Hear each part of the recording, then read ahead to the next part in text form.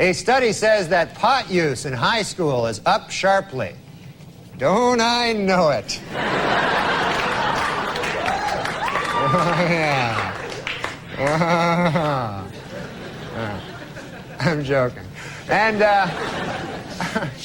I don't really sell drugs to children. And now, well, singer Willie Nelson, who was arrested recently in Texas for marijuana possession, saw the charges against him dropped this week. A judge ruled the arrest had been illegal because police didn't have probable cause to search his car for pot. How about the fact he's Willie Nelson?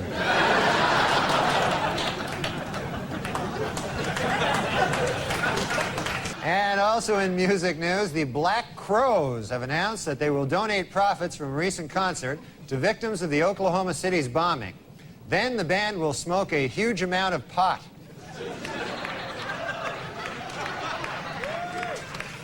In the December issue of Playboy, 60 Minutes reporter Mike Wallace reveals that he has not only smoked marijuana, but that it made him sexually aroused. According to Wallace, he made these comments in an effort to frighten young people off sex and drugs forever.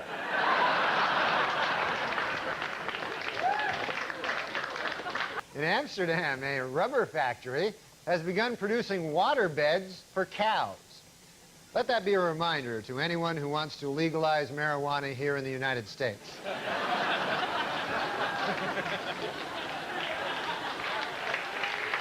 And in North Carolina, the Bowman Gray School of Medicine is looking for 20 habitual marijuana smokers who they'll provide with free pot in order to study the effects of the drug.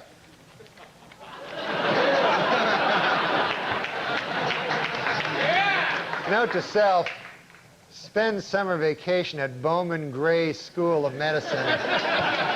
Maybe take Timmy Meadows along with you.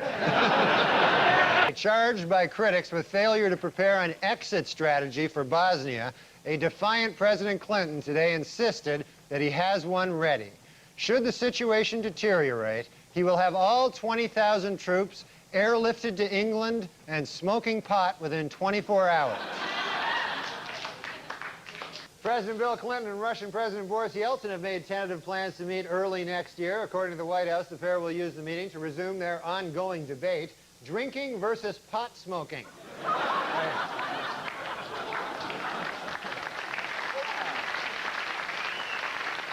Moments after the Bosnian peace treaty was signed in Paris, grenades rocked Sarajevo, killing 6 people.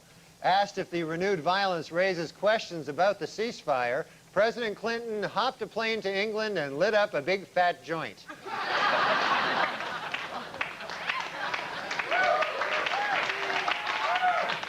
President Clinton said that if Dr. King were alive today, he would have supported the deployment of U.S. troops to Bosnia. Later, when asked how he could use the late civil rights leader's name in such a self-serving manner, Clinton hopped a plane to England and lit up a big fat joint. Sapphire called the First Lady a, quote, congenital liar. Clinton responded by saying Sapphire, quote, deserves a pop in the nose. Sapphire replied by offering to fight Bill Clinton, quote, anytime, any place. The president answered, quote, how about right now? Then hopped a plane to England and lit up a big fat joint.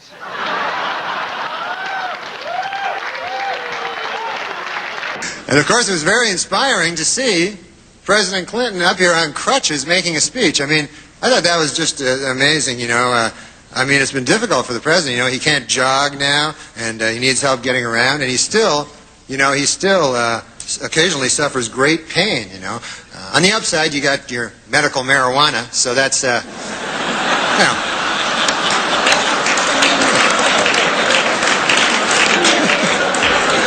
You must inhale, sir. It's the only way you're going to get better.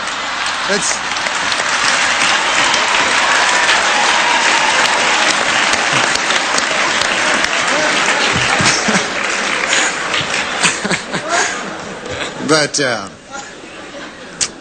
we hate the most.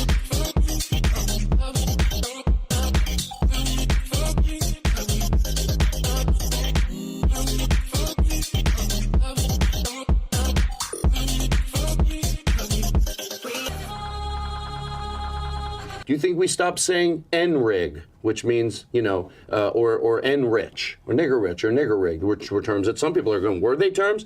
Because, well, it's a fine. Or do you think we just shouldn't use people? Or what they say when you, hey, stop with that joint there, you're getting spit on it. So, no, hold on a second. So most people would say that we stopped those things because it was egregious. Yes. I know what I'm saying. Yeah, no, I know. And so you have to say, so if the answer... Have you ever been with a porno girl? Yes. A professional pornography person? Several times, yes. Oh, several times. And how does that...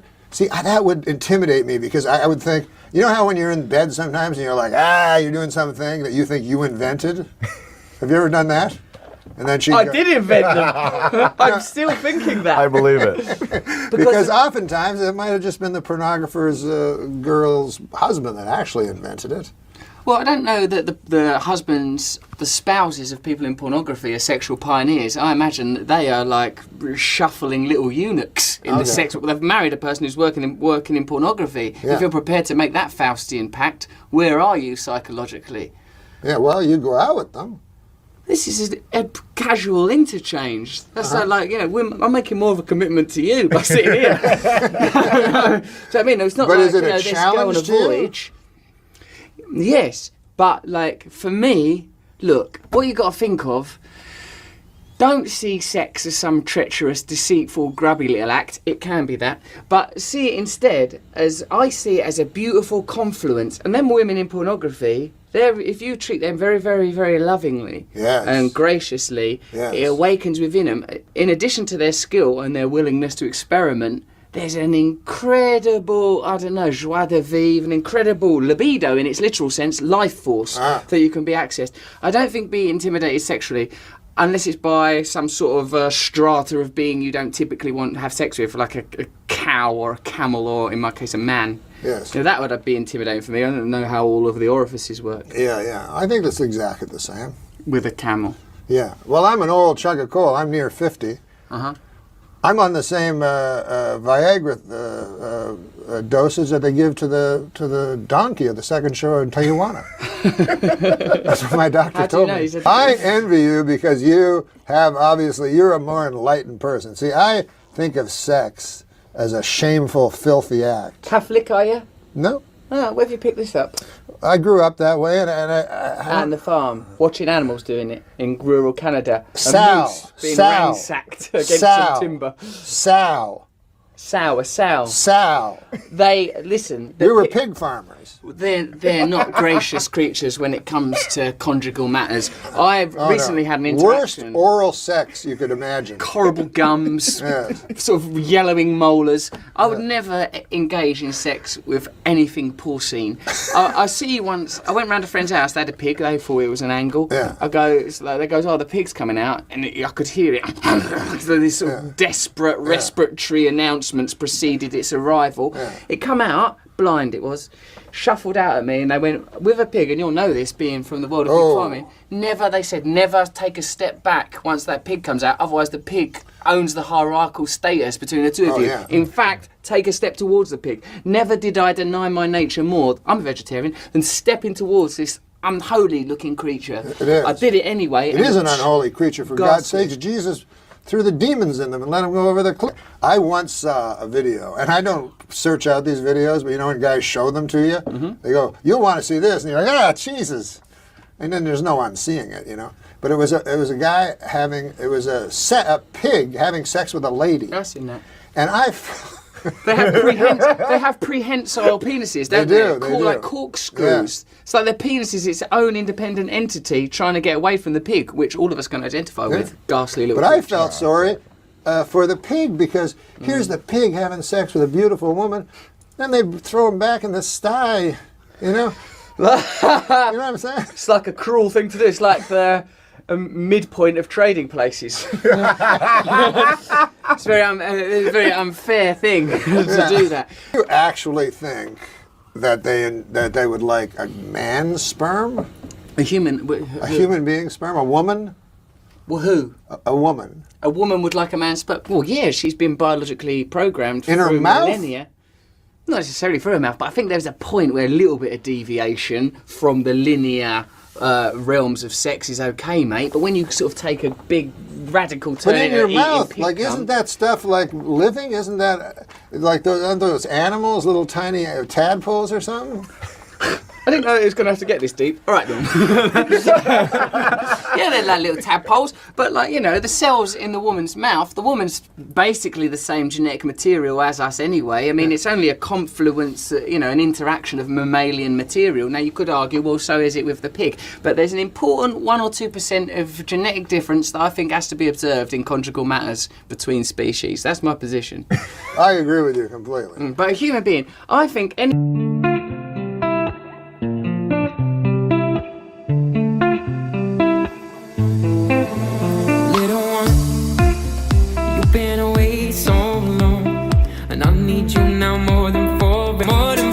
What do you think is wrong? Wronger. Wrong in More wrong. What do you think is more wrong? Having sex with a child, human being, or an adult pig? like you've got to do one. That's the You got to options. do one. Yeah, you're on a deserted It's island. not me. It's some hypothetical You're person. on a deserted Russell island Brand with a am single elevated. tree. It's You're not on a- me. It's this person called Doug. Yeah, right. yeah, Doug exactly. is on this island. Doug Look, is on a. do it with look. I won't have sex with a child because I think the pig may not be as bothered as a child. I think it could have huge psychological impact on the child. So out of compassion, I would advise Doug to do it with the pig and to leave the child alone because of the potential psychological impact. Even though the child's on a bloody island anyway, that's going to mess him up, all that Robinson Crusoe crap. How old are you? Well, hold on a minute, that's non sequitur. What kind of Your erection questions. do you have? Hold on a second, mine's marvellous. But let's say I Because mine think- is bendy. This is my problem.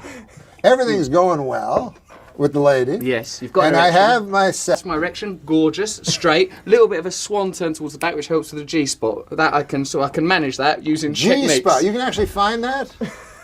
Mate, what are you doing in that bedroom? What are you getting up to? I can't. They have the clitoris, the G-spot. I couldn't even find a guy's balls if I had to. Well, you don't need to do that, mate. You're not determined to on accounts of your predilections, but you've got to know how their equipment works. Yeah, I just I guess. can help you out. How would you do that? I just give you some basic techniques, some basic. Sex, right? And I get the mood going. The mood's going. I have 4 covers and a big quilt. And then Well, I'm getting hard I turn.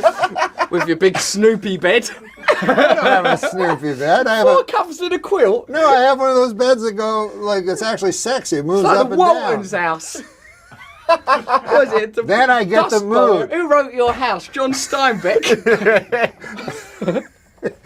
Then I get the mood going. I turn down the lights till it's Stygian black. And then I climb underneath the covers. I lay on top of the lady for 4 or 5 minutes.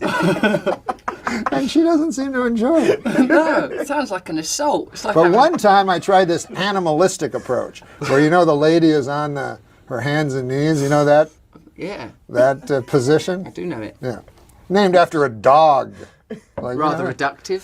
A what? Could be, it's reductive. Could Yes. be anything's got 4 legs. Yes, exactly. Couldn't it? Exactly. Anyways, I go to put my cock in, and it Delightful. starts bending. It's Which direction? well, I have a kind of long cock, but Congratulations. but it's not thick. Turns out they only enjoy thick ones. But so it goes like this. Then Just it like bends. a pencil. It feels like a medical Have exam. you seen like when an inchworm? It's more than know an what that inch. is. But when a 12.5 inchworm goes like. I don't know this creature, Norm. Because your erection is banging on your belly every morning, whereas when you reach my age, I'm an old chunk of coal. I'm 49. I'm damn near 50. I've seen more sunsets than I'm going to see. Let's be honest. Here's a story about Rodney, man. He was fucking guy. Kept doing coke and shit. Even when you get scared at some point, you stop doing drugs. Yeah. Right. Most humans. Not him. This fucker, 80, whatever he was, doing all kinds of shit. Saga told me the story, right? So he's in the hospital, and he's got a fucking brain tumor that's going to cause a heart attack, all this crazy shit, right? Right. So everybody's worried about him. Just leaves the hospital 2 days later, right? Walks out on his own. Yeah, so he's in the comedy store with 2 hookers, and he's waiting for Ron Jeremy to show up. Oh my goodness. So this is 2 days later. Yeah. So Saget told me he walked in. He was like completely shocked. He said, Rodney, how you doing? Well, what's going on? He goes, how are you doing? And Rodney goes, how am I doing?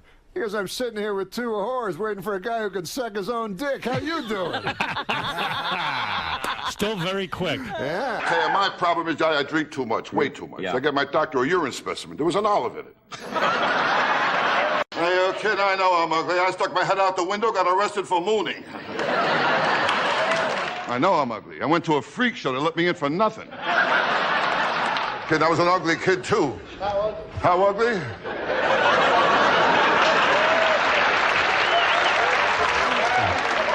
I was so ugly, my mother breastfed me through a straw. I'm ugly, I'm telling you. My proctologist, he stuck his finger in my mouth. What's going to mean nothing, man? I got a niece, an ugly girl. She got married. She's happy. She married an ugly guy. Right. And today they got two very ugly kids. Ugly kids, yes. In fact, they're all so ugly in a family album. They only keep the negatives. You're talking about a large person. This girl was fat and ugly. Ooh, she ugly. Ugly. How ugly? I took her to the beach. They asked me what I used for bait.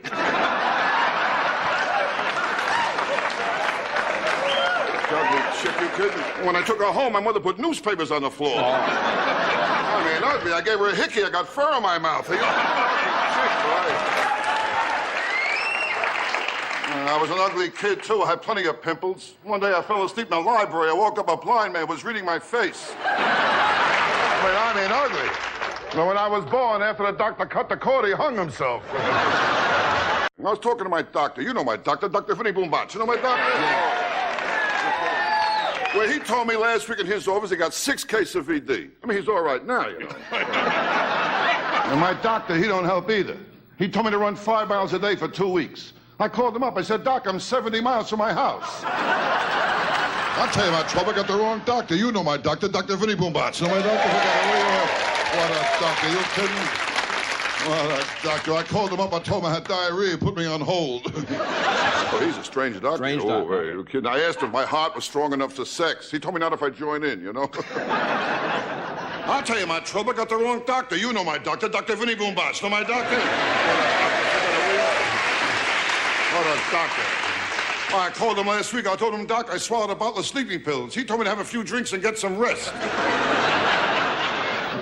Life's not easy. Not easy. You can't trust doctors either. They're all mixed up. You really kidding? think so, huh? My proctologist used to be a photographer. Yeah. Hey, he took x-rays, told me to bend over and say cheese. Oh, one time I saw him, he gave me sleeping pills. He told me to take them whenever I wake up. When you know my doctor, Dr. Vinny Boombach. Know my doctor? Like that, will you? What a doctor. He's really mixed up. He grabbed my knee and told me to cough and hit me in the balls with a hammer. I mean, last week was rough. Are you kidding? Last week I looked up my family tree. 2 dogs were using it. I mean, when I was a kid, it was different. I had it rough. When I was 2 years old, my parents got a dog, and I was jealous of the dog. So they got rid of me. My wife, I got no sex life. The dog keeps watching me in the bedroom wants to learn how to beg. I told him to watch my wife and learn how to roll over and play dead. I tell you, I'm sorry. I was a little late getting here tonight. You know, my dog, he started trouble again. I mean, I got a dog. He tries to run the whole house. Well, the other night, he started trouble. He went over the front door. He started to bark. I went over. I opened the front door. The dog didn't want to go out. He wanted me to leave. Well, my dog, too. She gives me trouble. Your dog? Yeah. I got a female dog, you know. I tried to mate her. She wants 50 biscuits. And I tell you, I got a dumb dog, too, my dog. We call him Egypt. Every room, he leaves a pyramid. And my wife, I got no sex life either. Now, in my house, we put the mirror over the dog's bed. Are you kidding? I know I'm ugly. My dog found out we look alike. He killed himself. How many kids you had? I got 2 kids. I love my kids. Yeah, you know, I know that. Kids, of course, but our boy gives me trouble lately. Yeah, really? He's at the age now he copies everything. He sees something, he copies it, you know. This kid imitates everything. Yeah. That's why we got rid of the dog. You all right? No, they're very impressionable at that age. The peculiar feeling was your son standing there with one leg up. Yes. This afternoon, my wife cracked up the car again. I was out driving her. She told me she was going to make a U-turn. I'll tell you, the letter she made. You'll never find any out there. Hey, my wife can't do nothing right. She can't cook, the worst cook in the world. Gave my kid alphabet soup. He spelled out help. What a lousy cook. I mean, how can toast have bones? She's a lousy cook, too. She can't cook at all. I leave dental floss in the kitchen, the roaches hang themselves. And I tell you, my wife, she can't cook either. My house, we pray after we eat. I bought a pressure cooker. Now I eat off the ceiling. What a lousy cook. I don't think meatloaf should glow in the dark. I mean, if she can't cook at all, my backyard, the flies chipped in to fix the screen door. Now, I tell you, my wife with eating is always problems. She's a strict vegetarian. In fact, when I met her, she was grazing on the front lawn. I mean, she can't cook at all. She made chocolate mousse and antler got stuck on my throat. What's really annoying with my wife, the way she serves a meal. Serves badly? Terrible. No. I mean, you put down a steak.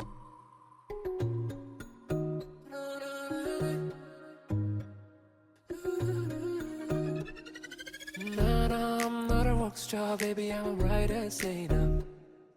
Ain't got no drugs. I tell you, I'm all right now, but last week I was in rough shape, you know?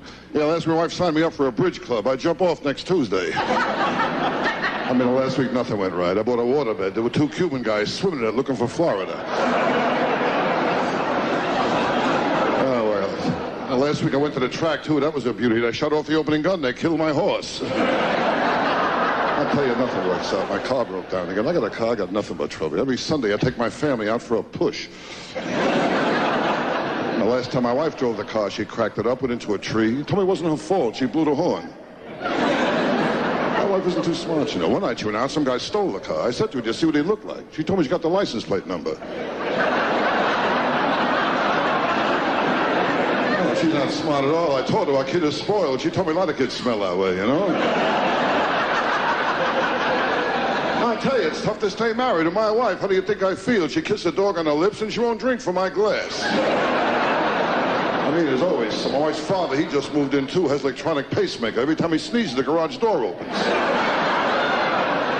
I tell you, life isn't easy. My psychiatrist told me I'm going crazy. I said to him, if you don't mind, I'd like a second opinion. He said, all right, you're ugly too. Are you kidding? I know I'm ugly. Halloween, I open the front door, kids give me candy.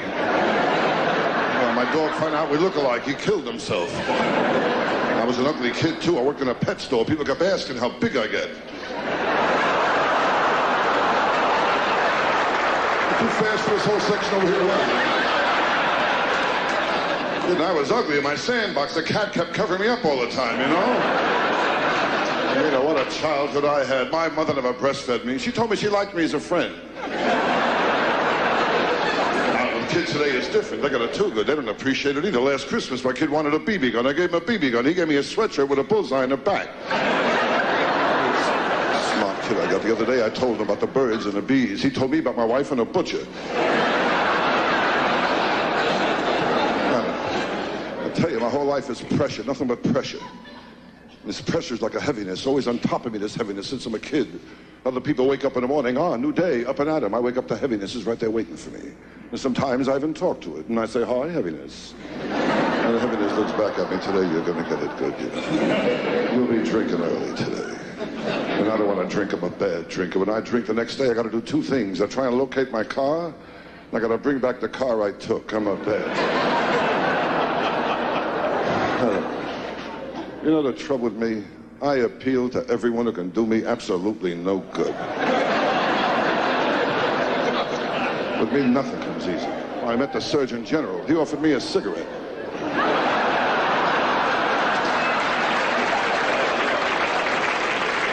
I mean, that's the story of my life. No respect. I don't get no respect at all. Are you kidding? This afternoon, I was at BB2 this afternoon. I was in a bar. They told me to get out. They wanted to start the happy hour. I mean, it's not easy being me. Well, last week my house was on fire. My wife told the kids, be quiet, you wake up daddy. Now, but I tell you, I finally got some respect. They asked me here tonight, you know. And I tell you, I'm surprised I'm here. I mean, I voted for Randolph Scott. A cigarette, okay? You don't mind, do you? You should give that up. I got a crazy doctor that told me to keep smoking if I want to stop chewing gum, so what the heck?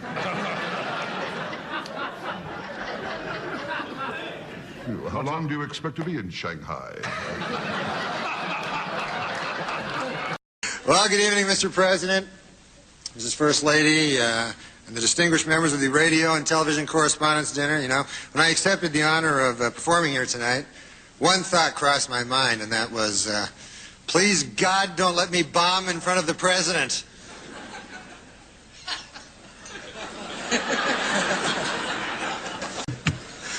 Anyways, the dinner was great. You enjoyed the dinner? We had some salmon. Yeah, it was delicious. It was great, and I thought it was, I thought it was refreshing to see Democrats serve something other than subpoenas for a change. I thought that was nice, you know. I'll be doing some jokes later. I just thought I'd.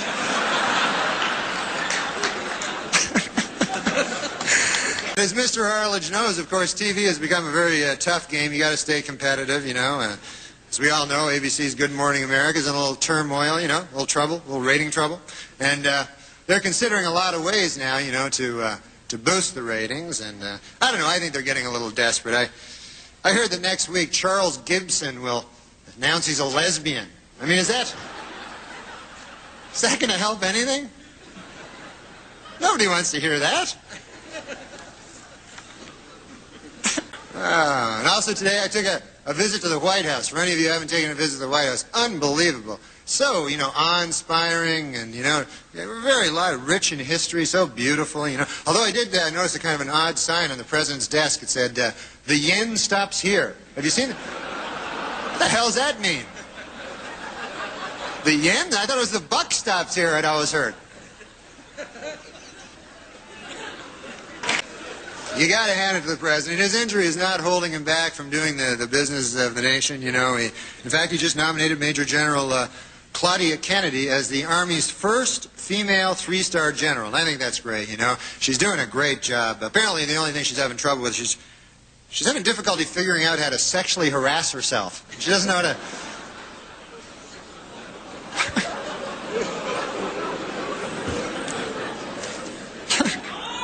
What's that? Guy yells my name for no reason.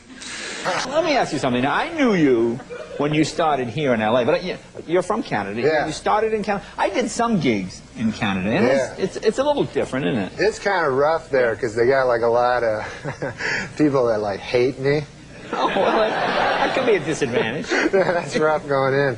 But like, so, it was all like, you go to these crazy places like Medicine Hat or Red Deer. Yeah, yeah. Or I played one place, Head Smashed In, Buffalo Jump. It was a crazy place. Yeah. And you know how I got his name? It was a guy, in the old days, the buffalo used to run and open in the plains. It was beautiful, you know, way back in the 70s. And they would run. And so the way they'd catch him is, Jay, they'd dig a hole with a shovel. Right. Dig a hole. Yeah, I got you. Yeah. And then they dig the hole with the shovel, and then the buffalo, they're dumb animals. They just run, you know, and run and run and run, and then fall into the hole, right? So one time this Indian dude, a brave, you know, he was digging the hole, and he didn't hear all the buffaloes were already running. And then all the buffaloes fell on his head and smashed it in. So then they called the town Head Smashed In Buffalo Jump. It's very unwieldy name. Really? We've got one. Do you think the LGBT community, do you know, first of all, do you even know what it stands for? Yeah. What is that for? Lesbian, gay, bisexual, and transgender. Is it? I don't know if you're right. But, I mean, you can make up whatever acronyms you want.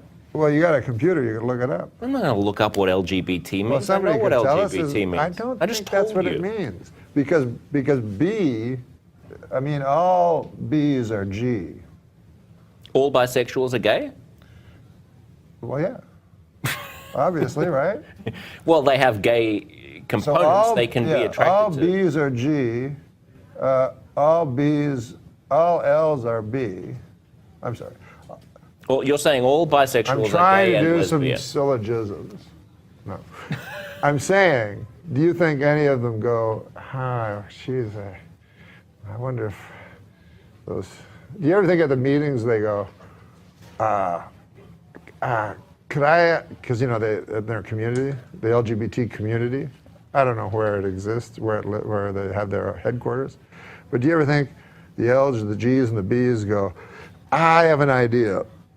The T's, you know, I think it's LGB sounds good. And then somebody else will go, somebody with a hat that looked like Carmen Miranda's would go, no, I like LGBT. And then the other person, you're going to get a lot of trouble for this segment. I'm not. What? I'm not. I love everybody. You know what I mean? Without love, what do we got? I don't care if a guy's a guy, a girl, a guy, girl. I couldn't care less. I love them all. What do you make of... I'll have sex with any of them. So you're the B? Huh? You're the B?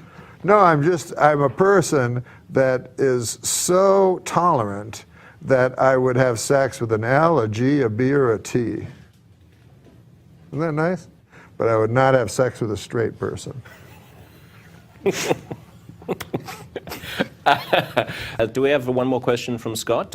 Scott, jump back in and you can wrap us up. You asked me here. about my podcast. Oh, yeah, that's right. Well, Periscope did. Yeah, Is Periscope. it coming back? Yeah, the problem with my podcast, I only get guests that are interesting, unlike you. You know, you have to just, whoever they throw in here, you know, you have to. Yeah, but you're good. You're interesting. I'm all right. You know, if we could start it all over, I would, you know. What would you start with? First of all, I just start with how much I love Caitlyn Jenner and how courageous I think she is. And all transgenders, you know, are courageous, you know, except the ones that are serial killers. I don't care for them. I'm torn, actually, with the because I love the part of them that is transgender so much. There's only been 2 in the history of the world, you know. Transgender people or transgender serial killers? Transgender serial killers. Ed Gein, and there was another fellow. Lady. And so I'm torn because the transgender part of them I love so much, and the serial killer part of them, I mean, I don't care for that. You know, I mean, you know, let me just go out on a limb here and say, I am against psychosexual sadists who slay people. But it's a difficult balance because, on the other hand, I love transgenders so much. Yeah, I love them. Well, you know, if I could have sex with a transgender every day for the rest of my life, I'd be a happy man. As long as they're not straight. Yeah, I don't want no straight people. I don't like straight people. There you go. You heard it here first, folks. Everybody but straight people. Everybody but straight people. Straight people, I got no use for.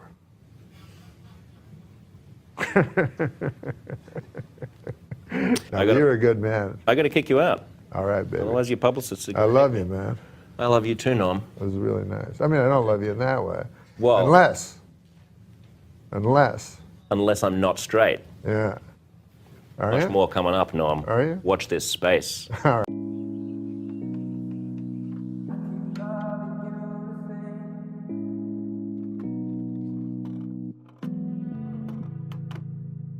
It's been a while, and I still like the way you look at me. I keep loving Baby thing. Oh, yeah. Funny. Oh, you know, thanks. it's, I really have to give it to that guy that's the father, you know, Carlos Leon. Carlos Leon. Or Carlos Leon, I forget which one. Because you got to have a lot of guts. That means he had sex with Madonna without a condom. Yeah. That's great.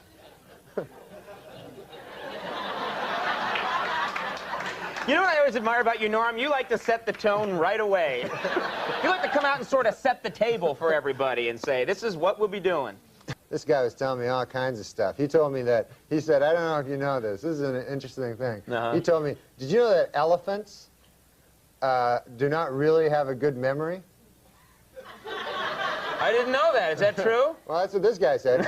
And then, Well, then it must be true. he also said that on, you know that show Star Trek? Yeah? He said the actual name of the starship was not the Star Trek. It was the Enterprise.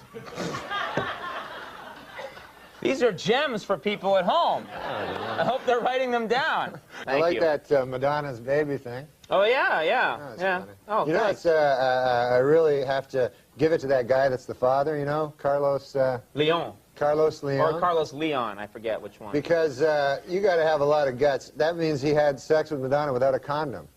Yeah. That's great.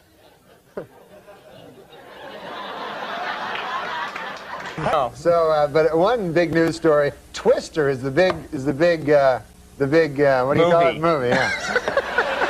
Twister's the big movie, and I got some news. Apparently now they're thinking about Oscars for the movie. Yeah. They're thinking of Best Actor for The Wind.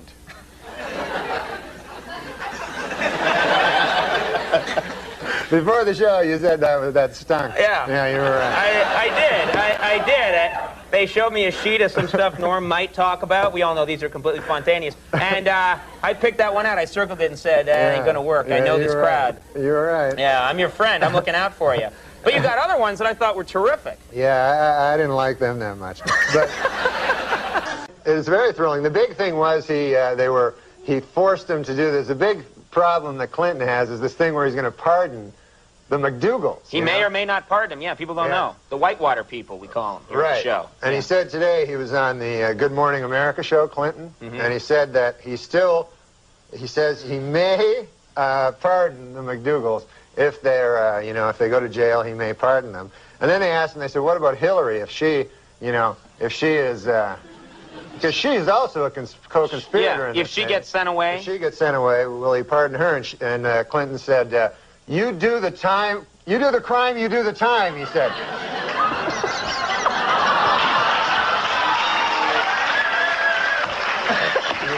That was so sweet. You moved into three-point range and up and at the last second fouled. All right. I don't know about politics. All I know is yesterday it was windy. Now, you see, to me... You know that, right? Yeah. To me, Norm, this sounds like a topic you can sink your teeth into. Yeah, exactly. It was windy. This is what the people really care about. Yesterday in New York, you guys know how windy it was, right? I'll tell you, it was so windy. I was walking down the street. I seen a robin. You know them robins? Yeah. He was pulling like a worm out of the ground. Yeah. Got whiplash. But I never saw anything like it. You know robins pull worms out of the ground? No, I never seen a robin. Your mind's always going. I'm always thinking about the jokes from the paper, so I can come on, especially when I come on your show, Sure. You know how I come on your show and I always try to have some jokes from the newspaper? Sort of like now, yeah. So here's the joke I got. Yeah. Y'all know about this woman, right, from Denmark that left her baby out in the street? Yeah. How do you feel about that, folks? Yeah. I don't like it either. I don't think that's right. Yeah. Good joke. Oh, no. That was the premise I was stating. Update would be so easy if you. It would be such a great gig if that's all you did. That's all I What do did. you think about that, Boo? Yeah, all right. And in another story, President Clinton hurt his knee. What do you think? Oh, too bad. Yeah, okay. No, the point of it is this. I have a joke about it. Okay. Because they got reunited today. Oh. It was in the newspaper, in the New York Post and the New York Daily News. And so I was thinking, now they're flying back to Denmark, and this crazy woman puts the baby out on the wing.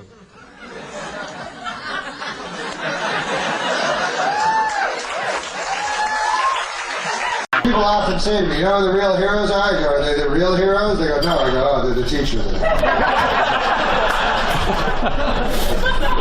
It's counterintuitive that it doesn't seem like a heroic job, but yes.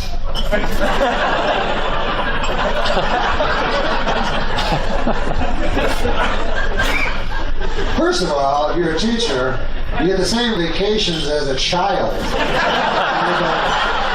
Like 4 months a year off. My vacation, I get almost no time off. We're 48 weeks a year. So 4 weeks a year I get off. What about you? You're not one of those fucking teachers, right?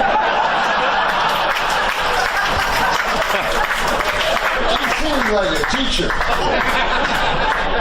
Now, are you a teacher? What do you teach? What grade? High school. What grade? What grade? Yeah, but we're great. Not so easy when it's the other way around.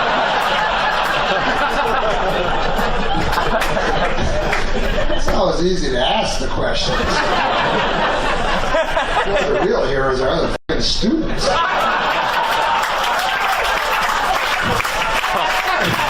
You actually have to answer the question. Now, what grade do you teach? 9 through 12. So you need a grade 13 education.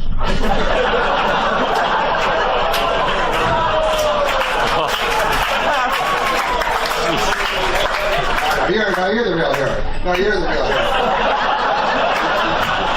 No, I'm just kidding. You're the real hero. Or my husband's like, you're not the real hero. Shut the fuck up.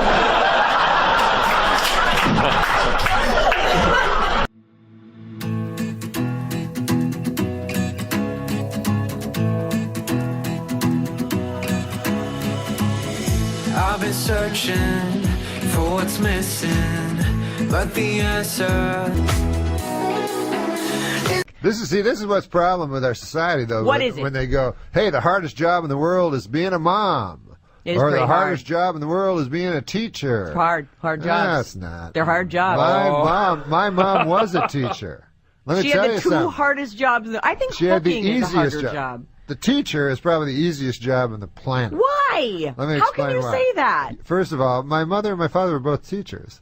They got all the you get all the vacations that children do. You're always off. You have the entire summer. You have 2 weeks Christmas, 2 weeks Easter.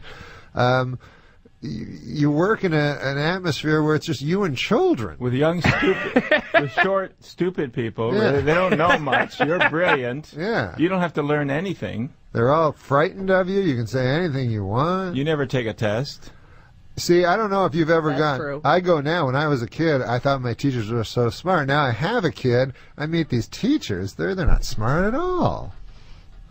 How can you say that? Because it's true. They're just like regular goofy people. Well, that's, and they that's have what the you realize. and they have the only. My kid's teacher went crazy, and they could not fire her because of. Because the job's so hard, the kids made her crazy. Yeah, but she has whatever you call it, tenure. They don't have that in any other job. No, I know. They have a union that has a stranglehold on. They got to fire you before your tenure starts. Yeah. That's one of the They got to things. fire you from the easiest job ever. Your Those- babysitter's funny. Those are heroes. Those are also the heroes. They're like the real heroes are the moms and the teachers. Well, they are. Not the guys you know, on Norm, Iwo Jima planting the flag. Okay, they were heroes too. Not the firemen that run into buildings. No. No one's denying It's that a those teacher. people are heroic. It's a person that A shows good- up at a school a and is the good tallest person in the teacher. class. Oh my God.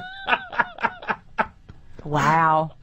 That's a good I'm one you telling got. you, my mom and dad were both teachers. It's the simplest job in the world. When I was a kid, I thought everyone got that much vacation. I was like shocked to learn that I thought everyone had the summer off. I thought everyone had 3 weeks off for Christmas. Well, when you're doing your own sitcom, surely you have 6 months a year off. I mean, that has to be teacher-esque. Exactly. It's teacher-esque. Don't they say that having a sitcom is about the closest you can get? That's about the hardest job in the world. No, shut up. Yeah, those are That's the real easy heroes. fun. Oh my God, you're making the people laugh. Lindsay, you're on the air. Hey, Norm. Hi, Lindsay. Hi, I teach 5th grade. Huh? Yeah, it's hard. Yeah. Oh, I'm sure it's hard. I mean, 805 says, rude. I'm a 2nd grade teacher and I hate you. rude. That sounds like a 2nd grade teacher. No, Jimmy, that was just rude. Can you think of another way to say that? To be a 2nd grade teacher, you just have to be smarter than a 2nd grade student. That's about the only thing you have to be. Oh, wow. Yeah, basically you need 3rd grade intelligence. Well, you gained a lot of weight, so did you. I gained 45 pounds. I was going to say something, actually. Why? Well, I thought you'd been gaining some weight. Yeah, I gained 45 pounds. Are you okay? Yeah, what's going on? I'm doing it for a movie. For what role? What's the role? What do you play, Jackie Gleason? What do you mean? It's you're not a doing it for particular movie. I just think they always need a fat guy in a movie. You're doing hard. You're paying it forward, yeah. Hey, listen, have you noticed my enormous weight gain? I've gained No. 45 pounds. You know why I started to gain the weight? I told you. I don't remember. I'm up 45 pounds, and it was for a role in a movie. That's right, it was. Anyways, whatever. What was the role for again? It wasn't a particular role, but I figured they always need a big fat guy in a movie. Turns out they don't. They have plenty of fat guys that are much more experienced at acting and at being a fat guy than I am. I thought we were going to be doing a bit where you're like a Jerry Lewis? Jiminy Glick character. Yeah, no, I'm fat. What happened? Fried chicken and gravy. Let me tell you something. I thought it was funny. Your heart could... I thought gaining a lot of weight would be funny. Oh, and also, no, well, it started it's out not I was doing funny. it for a role, Andy. Right. I'm serious. No. I'm serious. I was doing What it for role? a role. Well, there wasn't a specific role, but people are always looking for a fat guy. I'm telling you, my manager, my landlord rather, he managed to get rid of 230 pounds of ugly fat. He evicted me. What? Here, read this. I thought you... No, read this. I want to read that one again. Here, read that. Sure, we all know about Norm's astonishing weight gain, but I think it's become a bit wearisome. So let's agree to stop having fun at his expense. Say what you want about how huge and fat my head has gotten, but who'll forget it. Try iron. You know, my clothes, Larry, make me look slimmer, but they did not fool that flight of stairs that collapsed under my astonishing new girth. Papa, what do you call that? Papa John's? Oh, okay. A Papa John's delivery man has been arrested for allegedly selling more than $40,000 in cocaine hidden in pizza boxes. Jesus. To undercover police officers. This raises an important question. Where is all that pizza that was supposed to go in those boxes? Can I have them to eat? I'm a big fat guy. Well, I'm fat. I'm so fat when I get my shoe shined, I have to take the boot black's word for it. You haven't seen your penis in 3 weeks. I'm keeping it clean. Jesus Christ. Well, is that what fat people say? My penis? This is where most of my weight goes. Straight to whatever the fuck this is. I'm going to find a really good joke. You guys talk, and I'll find a good joke. So, Adam, yeah. Is it hard to not drink? You know you've gained too much weight, by the way, when your chair guy refuses to work with you anymore. But go ahead. So you're probably no body fat. Oh, I have a little bit in the rim here. Yeah, I got more than that. My legs, my arms jowls. are thin. My arms are thin. I used to have jowls. I don't have jowls. I have more chins than How old are you? Huh? How old are you? I say I'll be 50 in October. I'm going to lose it though. Yeah, it's the heaviest I've ever seen. And since I've gained it, I sweat like a you sweat like a whore in church. I don't mean to be what? I don't mean to be filthy, but a whore in church. Yeah, she's nervous, so she sweats You're because sweating like a Chris Dorner in a Big Bear cabin. Okay, come on. Well, I'm just. That's racist. A little bit of My a only chance of drinking losing belly. 15 pounds is if I went to a British casino. To be honest with you, I don't know. This is what my doctor told me. I go to my doctor, right? Right. I say to my doctor, Doc, what's going on? My doctor says, you are fat. I said, how fat am I? He said, you're so fat that if you don't stop, within a month you could have a heart attack or stroke. That's not funny. He's not a comedian. No. I was expecting a joke. You're expecting a joke? Yeah, I thought it sounded like yours. From my cardiologist? I guess. Well, the doctor did say sometimes the fat moves to your brain and you get dementia. Yeah, that might be the lard. My doctor told me I should start juicing, you know? You mean... But the problem is, I don't think he meant ham juicing. Yeah, I squeezed a ham and I got some juice out of it. Oh, I thought you... All right. I thought you were going to, you know... Stupid. Really? Hey, news media, leave Kim Kardashian alone, will you? She's pregnant. Of course she's gonna gain weight. And if anyone knows about rapid weight gain, it's me. You know, I went to see the doctor about it, and he told me to open my mouth and say oink. I thought that was a little out of line, Tom. No, listen, seriously. You can be as cruel as you want about it because I'm not being cruel. I'm trying to help you. I'm trying to be your friend because thank you. your heart could seize up. That's what my doctor said. He did? He said it was alarming. Oh my God! You know what my doctor said to me, Andy? He said, I said, okay, enough of this, you know? He said, okay, open your mouth and say oink. I'm like, come on.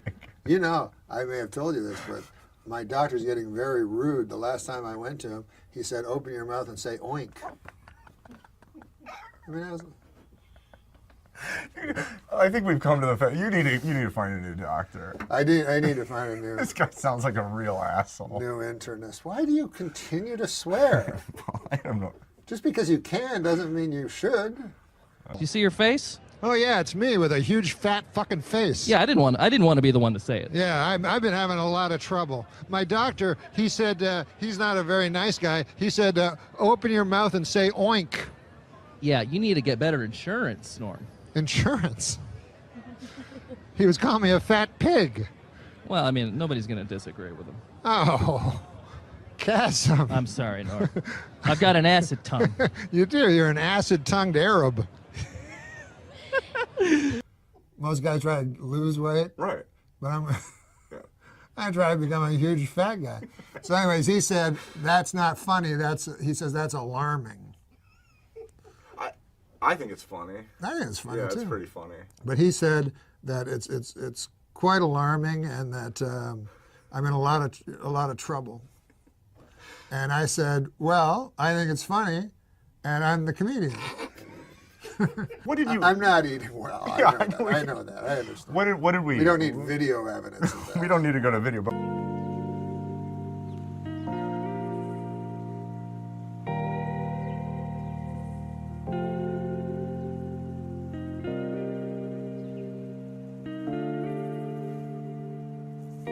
morning. Remember that? Yes. We went to Denny's. You had 2 eggs over my hammy and half my pancakes. Then on the way over here, we stopped at 7-Eleven. You remember that? Yeah. You had a few hot dogs and a big bag of pork rinds. Yeah. And 5 minutes ago, you had 4 donuts and a chip whiz. Yeah, well, you snooze, I eat half your fucking pancakes, fucker. What did we eat right before we did the show? We ate chicken. Yeah. What kind of chicken? What was it called? Honey kettle chicken. Fried chicken. Fried chicken. Yeah, a big plate of it. Yeah.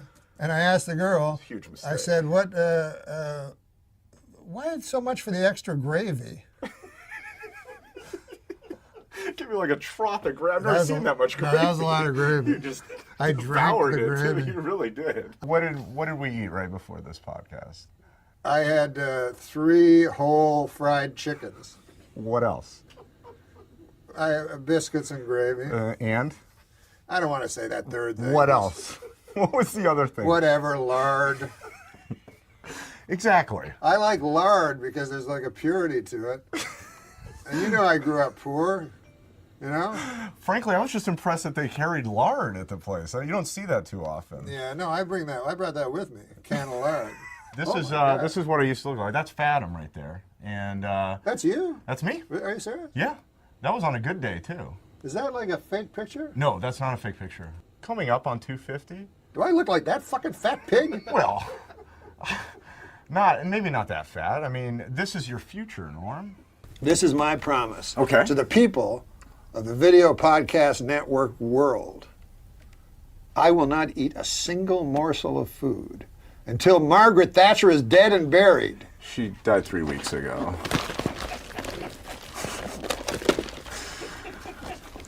We'll be right back with Larry King. Norm MacDonald's one of my favorite people on the planet. He doesn't even know that. You don't even know that. I know. Oh, do you? Yeah, man.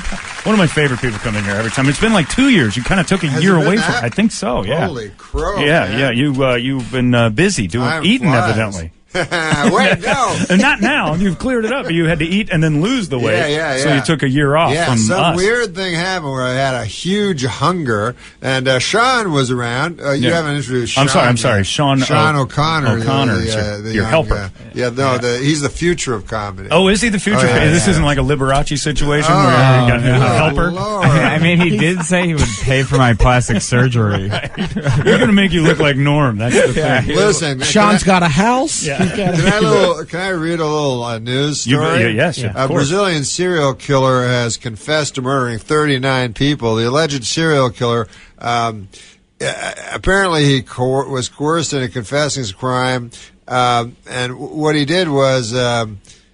Geez, this is kind of grisly now that I read it. He would lure young women and men. He would kill regardless of gender, chop up the victims, and then, this guy was a real jerk.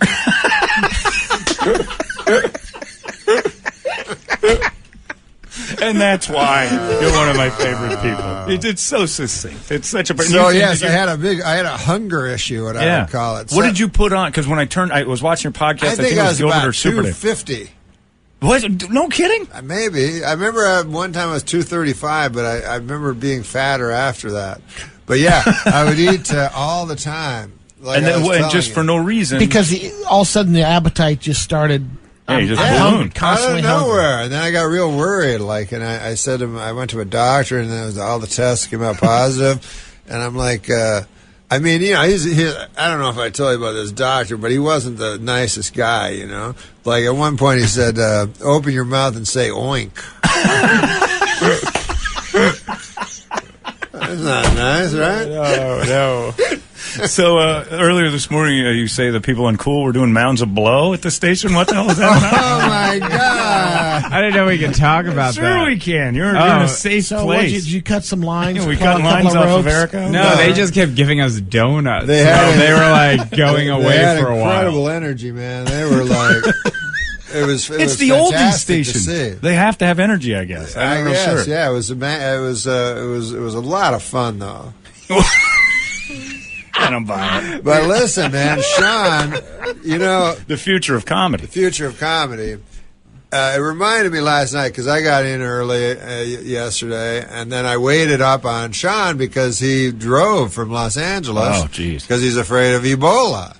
And it sort of reminded me, because I would phone him, on his car, and I go, "How you doing?" He goes, "Now I'm in, wherever he was." Quartzsite. Yeah. And it reminded me date shake. of he had a date shake. No, I ate at McDonald's twice. On the drive? That's a long drive. You ever have a date shake? No. Oh, they're awesome. Yeah. But it reminded me of kind of like a Stephen King novel. I'm on the phone. Right. He's like, I haven't touched anyone yet, and he's so afraid of Ebola. But Are you really afraid of the Ebola? Because I think I'm horrified. Oh, yeah, I'm terrified because what just happened is it was one person, then it was two people, then it was three people, and then that second person went on a plane. Yeah. So now 800 people are quarantined. And there's another one on a boat now, on a cruise line. The one on the plane doesn't have it yet. Yeah, but close enough. It's so close. We've had two people that have had it. And the other one that was handling... But the other one are being accused. Yeah. Right now we're taking the witches right now and we're going to start burning them. Good. Yeah. Who's for burning? Show of hands. If it's if it saves me... Me too. That's how I feel. I'm going to tell you diarrheaing blood. Yes. Burn that guy. Fidel Castro, right? Uh-huh. Yeah. Who has an island. His country is an island, right? So when the AIDS outbreak happened, you're on an island. It could knock your whole island down. Right, yeah. So what he did is they had a big, beautiful resort, right? And he just took it over, because that's what they can do in Cuba. When it's your island. Yeah, and he put all the AIDS patients in this beautiful resort, fed them all, and... What's wrong with that? Yeah, I don't know. It almost makes you want AIDS in Cuba, doesn't it? Kind of trying to get it. But it knocked the disease out. It killed the disease. Yeah, because you quarantine everybody into their own little package. Yeah. That's the thing. So this lady who they keep saying was handling samples, which basically means the poop and pee of the Duncan guy. She was taking is him on out. a Royal Caribbean cruise and she's got locked in a cabin now. I'm the same way because I think. But also a nurse. If a nurse can get it, yes. They take care. They try not to get stuff. Every day, that's their job. So if it's not airborne, Sean was saying it's just a droplet. Yeah. Yeah. Well, wait till terrorists get it. I mean, of course. If you take in someone's breath that has Ebola, it's like a horrible movie. Awful. Yeah, I had to stop drinking people's blood. That'll do it. Yeah, you got to be careful with that. Stupid Twilight movies, and now we've got this. It's taking a horrible turn on all of us. Yeah, well, I mean, it would be the worst when terrorists get it, but I also think it would be bad when just like innocent people get it. That's when you got something. I think you misunderstood me, but it's okay. Who did you usurp as the future of comedy? There has to be like the guy who had that role that you took it from. who got rolled. Probably Aziz Ansari. You think? And now he's just comedy. Yeah, now he's the president of comedy. He's the czar. And Norm, are you the ghost past. of comedy past? Yeah. A lot of times me and Sean we'll go, and then people go, hey, man, that guy seems like the future of comedy. That guy seems like the past of comedy. Where do we go to get that to you? Where do we go to get the president? People will review your show that way. That's just an awful person to say that about the show he just watched. I saw the future and I saw the past. Yeah. Just looking for something in the middle there. Yeah. Well, listen, man, the future and the past are all we got because the present is, people falling down, bleeding from every orifice of their body. I don't like the present. It's better to look at that. Did you guys ever read The Hot Zone? Yeah, we were talking about that. I never read it, but terrifying. It's the one that makes me go, okay, Ebola, I'm not going to fool around with this one. We had a record of 0 cases up until about a month and a half ago. They could have had a vaccine. It was 20 years ago. Oh, that's right. They could have worked on a vaccine, but they didn't. What was the thing that you told me about the Hot Zone that sounded like a lie? Oh, the horrifying story? Oh, that you think it's a lie, yeah. No, in the Hot Zone, they're talking about the first guy that got it, and, it's just a nightmare. And he gets to the, it's on a little plane from Africa, and he gets to the hospital, and he goes there, and it's an African hospital. Which not to says say anything against Africa, but my God.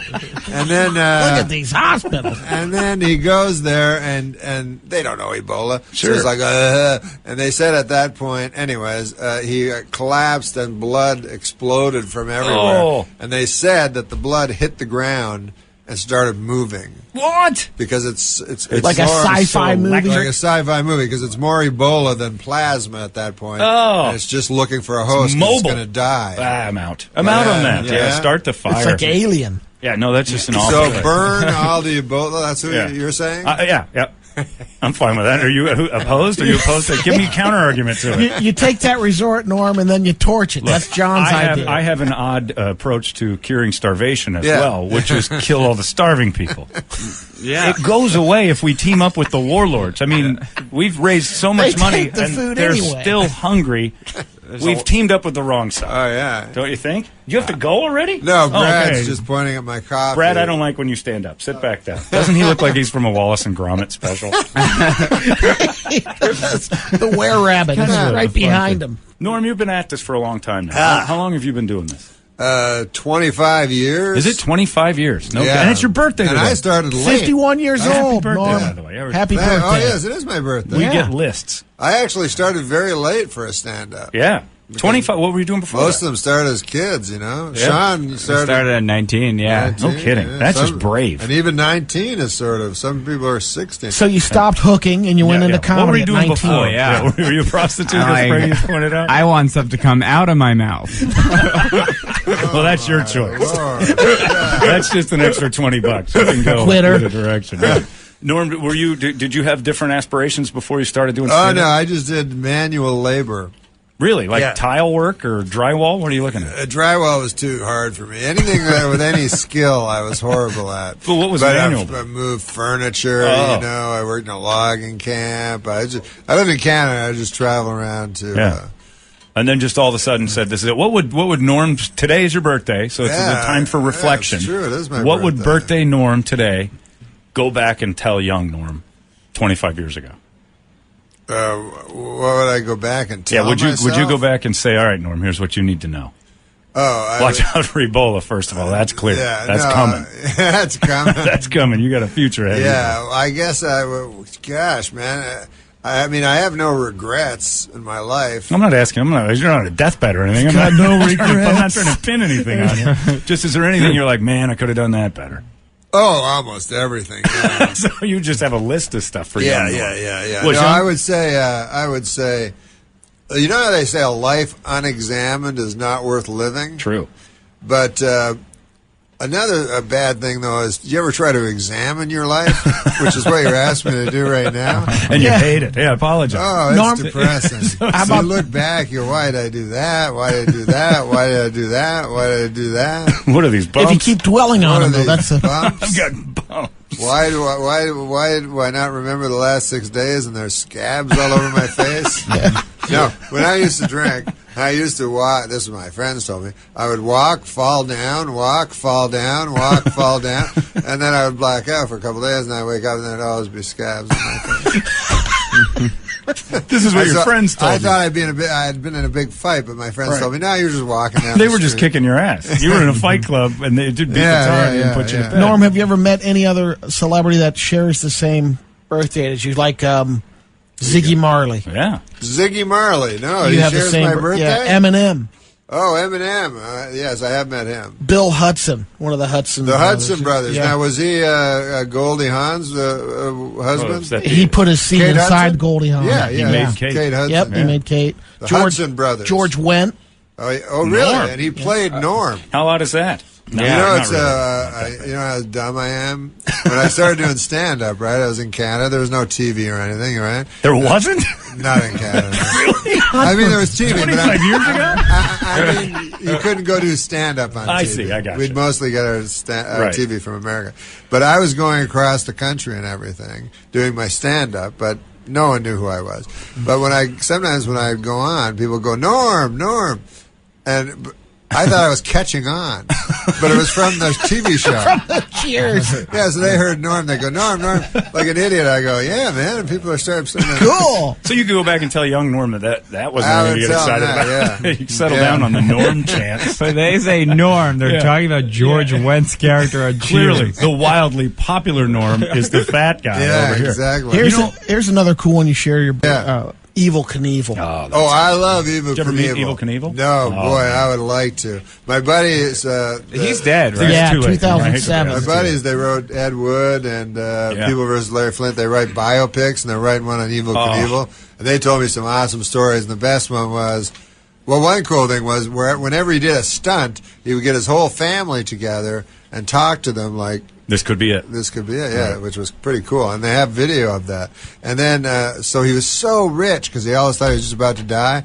So he'd always have, a walking cane that was all diamonds and stuff. But he bought a jet with, on the side of the jet was Evil Knievel, like jumping in a motorcycle, right? And he was like, this is going to be exciting. So then he takes the jet, and he's like, I can't see it. Because of course he can't see the side of the jet. He's inside the plane. So he buys another jet. To fly next to that jet.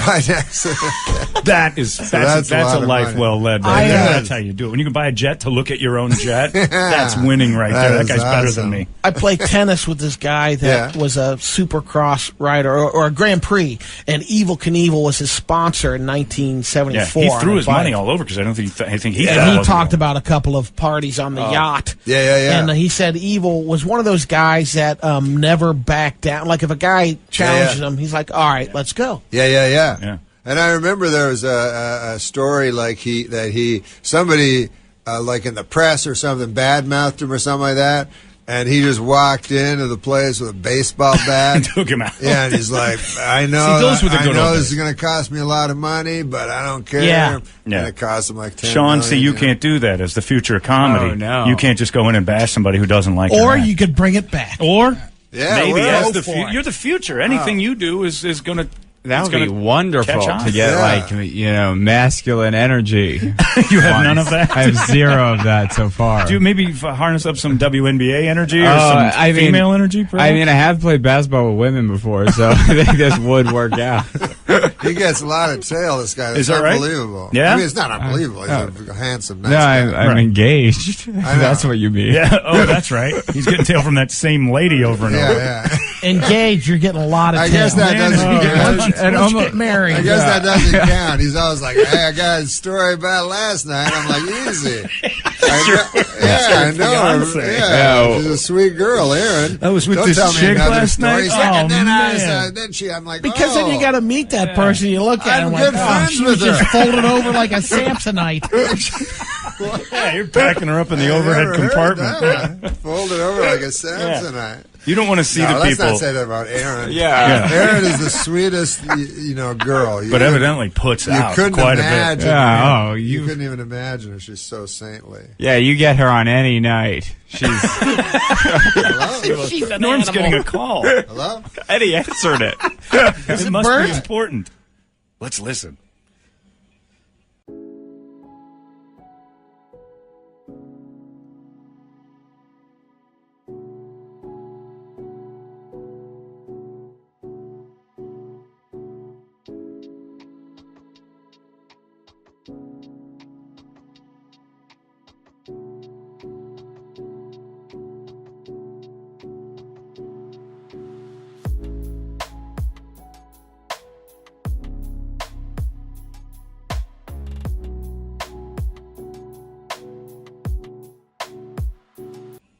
Uh-oh, this is it. Oh, is this Leslie? Leslie Moonves? We've all got a show. He's loving the radio. interview. I'm doing a radio interview. Well, Norm's on the phone. I can tell you, Norm and Sean are over at the Tempe Improv, TempeImprov.com. I'm doing a radio interview. I gotta go. TempeImprov.com, Friday and Saturday. I'm doing a radio interview. I gotta go. Get off the phone, Leslie. Is Leslie a girl? Do you know Oh Leslie, my Sean? God. I don't know Leslie. What was that? Who's that? Oh, that's my brother Leslie. You know, J.B. Smooth's brother called once while he was on the air. Yeah. And he picked it up, and he needed $300 It was bucks. 300 pounds of chicken for a picnic, and I'm like, you can't. That's just. I mean, you're just baiting me for like 3,000. And he was short. He was short on some cash. He's like, he needed 250 bucks to cover the chicken. No, I didn't bill. want to take the call, but I saw it was from my hometown. Could be I'm trouble. Like, oh my Is he wishing you a happy birthday? Yeah. Maybe. Oh, That's what it was. I'm yelling at him. Well, he's trying to be nice. You're right. That is what it was. Yeah, he's on the. He's that prick. See if I ever You know seen what I him. mean? When you get a phone call. Sure. You know what I find? I don't know if you guys are like this. Like, do you have landlines? Not anymore. Well, you I have- do. I I do. dumped it. You have had them. Oh yeah. But like in the middle of the night when the phone rings, that to me is like terrifying. Oh, it's horrible. Because Yeah. you're like, what is you're going Who's to the phone? dead? And at the start, I don't know, are your folks still alive? Yeah, no. Mine are too. So anytime you get a call, it's like, Of course. Well, now that I know that, I'm going to call Brady in the middle of the night more. I didn't know that the whelmed well, you just if black it's, cloud coming of from, if death. it's coming from home, hopefully it's they're calling to either check in, but Yeah. sometimes But if there's it's weird in the middle times. of the night, yeah. I'm just going to hire people from Columbus, Ohio, to call you at 3 a.m. Good luck. We change numbers every. Yeah, keep that up because I can find you. This is going to be great fun because I'm horrible. Well, I think that's so funny to call him in the middle of the night. It's like, hello. Your parents are fine. I just checked on them. I had a prank I did when I was a kid. Like we all had pranks, like telephone pranks we would do, and then but mine. I wish, kind of looking back, I wish I hadn't done it. But I would phone people like at random, just strange, just numbers, and I was a little young kid, and I would go like,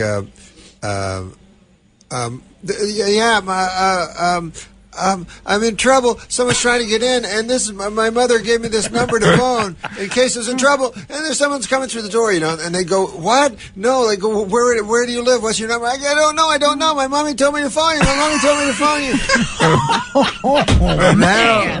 Now they'll track it down. Oh yeah, probably. I'm going to do Because I that think anyway. back sometimes. And I you're go, thinking that's hilarious. at the time, yeah. I still but think there it's was no funny. closure to the prank. Right. Yeah. It's not like I You left got them hanging. Yeah, it's just for the rest Mine of their wasn't lives, as elaborate, yeah. but I used to call and go, and they'd be like, "Hello, like, is this suicide hotline?" No, I didn't do anything right, and just hang up, and then have them hanging for the rest of the day. It's like that was odd. Yeah, That's so fun. I can't do anything right. we That's both hurt good. people's feelings. Yeah, those people think they have blood on their hands now. yeah, they've lived their The fun life. prank that I like doing was in the winter. We had a sledding hill, and I used to string piano wire across Yeah, the he used trees. to kill people. It's And different. shove the kids down in the snow and just watch them slice up like Snicker bars. You know what another prank? God. You know what a prank we My went on? uncle, he went on a snowmobile. You know, Yeah. 'cause I come from, That is and- not the and official term of what you do when you're trying to explain snowmobile. Yeah, snowmobile. When you move your hand really fast. That's how you Over your operate genitals. it. You operate the snowmobile like You know when you make a off. fist over your genitals and you just move it up and down? Snowmobile, of course. Did I do that? Yeah. You did snowmobile. Anyways, they had the farmers put up The fencing? fencing, but like invisible. You couldn't see it, and my uncle got hurt. But what were you I was going to say, we had a thing we were going to do is just pranks just to make people think. Yeah. You know when you go by a place where some horrible accident has happened, they've put up if Yeah. somebody got run over by a bike, they paint a bike white and put it on that corner. Brady and I especially, we wanted to paint like sleds in Phoenix. Like random, a canoe. Just like white This happened at sleds. this intersection. Put candles all around it and like a date. That's And just see if people just to make people like as they're driving, just entertainment as you drive. Yeah, a box of Sudafed. This is where he drives. Time release capsules all over, painted white. That's a Just great a bunch idea. of empty boxes. Yeah, that'd be a fantastic. And nobody could touch it. They'd feel bad. It's like a tribute, so you can't clean it up. It's not litter, so it has to paint them happen. white. That's Those everything. are painted kind white. of sad. Those They're highway awful. side. Yeah, like What's I the think time the guy limit? would rather just not have a shrine. Yeah, if it's gonna like why be on not the a side shrine of him? highway. Build a statue of him, not Yes. the bike he was on. Yeah, like right. the bike Are you just going to says- put one of, like a relative or on the back of the windshield of your car for a while and drive People around? turn their cars into tombstones. And then how now. long do you do that? What? I've never heard You of haven't this. seen that? Well, in here, all over, they'll have a picture of the lady In of memory Guadalupe of- and the name of a person, and it's always some horrific date, like 1987 to 2013. You're like, oh, he was young. yeah. But now their car's resale value is garbage. Oh, of course. That's all I care about. It's like, what's this guy doing? He just lost a couple grand putting that up there. It's not, you're still alive. There's no reason to lose money. Then a lot of tattoos are pretty popular yes. too. Yeah. The deceased person to put it up there. One will have a date when they're born and then a question mark. Yeah, I guess they're vanished. They're waiting to fill it in. I guess when they're. What? That's so embarrassing. Well, it's like 1986 to 1987. Yeah. And you're trying to have doggy style Yeah. sex Right. with them. And you got to You're look at like, her. You got to look at her kid Sid on the back. Oh. Oh, it's this little Sid. Yeah. Didn't have time to name him. Rest on in the peace small- in he's heaven, on the my small of little. the back. My little. You mean angel. Sid, the kid's name? The kids, I call him Sid. He was automatic. named after Right after Yeah. the sudden disease, right. infant death. Which I want to die from adult onset sudden infant death syndrome called not so sudden infant death syndrome. It's just stupid. You It see took what a you've while, done? yeah, This it is what was, you do to us. it You know that was, you've been responsible. I don't know if you heard us talking about it. There's been probably 5 or 6 visits here, but the very first Yeah. time we ever had you on was like 15 years ago. I was at another station here in town, and they found a headless body on the freeway the day you got here. Last time you were here, Wasn't your uncle on the snowmobile? Yeah. like 10 years ago. I feel I remember that. A dude crossed the road on the freeway and got plastered. That was the day you were here. And then today, some guy going the wrong way on the I-10 blows up the I-10. It's not even usable all the way back to L.A. Oh, Wait a second. God. This. I probably should have told you guys that I'm the devil. Oh, man. You could have led with that. Yeah, I've come back and I brought Ebola with me. You've got your podcast. It's still going, but I clicked on it the other day. It says Norm will be back in May. Oh, yeah. What's going on? Well, I do it for a while, and I Vacation. go, I don't want to do it anymore. I don't want to do this anymore. And then they're like, he's on hiatus. Yeah. Is that what that is? Or is it just that you what may they or may say. not come back? Yeah, I don't know if I will. Or Okay. not. I just do it for a while, and then It's fun to I'm watch. tired of it. 'Cause It's it fun is. to Yeah, do, man. yeah. It's so great. I think it's just the people who do it with Norm Are awful? are awful. Well, no, Sean isn't. Sean does it with me. He's Well, there's awesome. one guy. There's always one guy. It's the rest of the people. The future's good. It's those awful others. I did a podcast with Frank Caliendo for about 6 Oh, well, wow. about 6 months, and then we tired of it as well. Even Frank tired Frank- of yeah, it? well, He Frank- seems tired of nothing. No, it's the second you say Well, the he F starts word, getting busy he gets on nervous everything. because he's on that Oh, Disney yeah, stuff. yeah. Oh, so yeah. you get nervous when you start doing horrible jokes, and we had Oh, you know, of course, Frank would. Yeah, yeah, he Jay would. Farrell, Ralphie May, me, and Frank are in a room. That was the. It was well, it was podcast? one of them we did. Oh, it was I great. see. Oh, I But see. Yeah, Frank would get nervous. Yeah, he got about real that. nervous. Yeah, You do you enjoy doing the interview stuff with people on the podcast? Yeah, well, we got good guests, so that I was interested in, but it's harder. Like you guys obviously have to just interview everybody. Not necessarily. Here. What? No, we don't. You don't? No, you were a special choice. We could have But said no. I'm amazed that people. I don't know how I would do with people that You don't care about? Yeah, like I'm always astonished by, especially a guy like David Letterman, who I think would be even less interested than we would be. You know, or the way he can pretend to be interested. Right, like, and actually that's have. the Yeah, but real- don't you think he has a little more juice or say on saying, "Hey, this guest is here"? But there's every once in a while they have to take it. He has to take it. no, on an average guest, you got to, If they're in town, they're promoting 3 guests a night. Yeah. There's not that many interesting people. And, actors are not interesting at all. I mean, And now, did you start getting pressure from anybody? Because it's your podcast, but you start getting money from the outside coming in. I think it was Jerky Links, which might have explained the ballooning. Was that right? You had the Jerky Links thing. You had to try to convince me you're a Jerky Links guy. What? Just get what they want, like guests from them. Sean, Sean and I, we like just older guys. A lot of people wanted young people. But they're not interesting. Older guys are the most interesting. And I always think in show business, you get the old guys, they don't care what they say anymore. Right. They're out of the business. They'll tell some stories. And they tell stories about guys you care about. Yeah, they'll name names. They don't care at all. They're seconds away from dying. Yeah. So who's the best one you had on there? Because I've seen some that were we just had fantastic. we had this guy Jack Carter, and he did the most craziest thing. Remember? Well, I also still, after meeting him, have no idea who Jack Carter is. Jack Carter was a comedian like the Catskills guys, way right? Way old, back in like the day. 90. Yeah. So he was talking, and he said he was talking about the war, and he was Which like, one? The Second World War. The I big go, one. you were in the Second World War. He goes, yeah, it was a lot of fun. I go, the war was a lot of fun?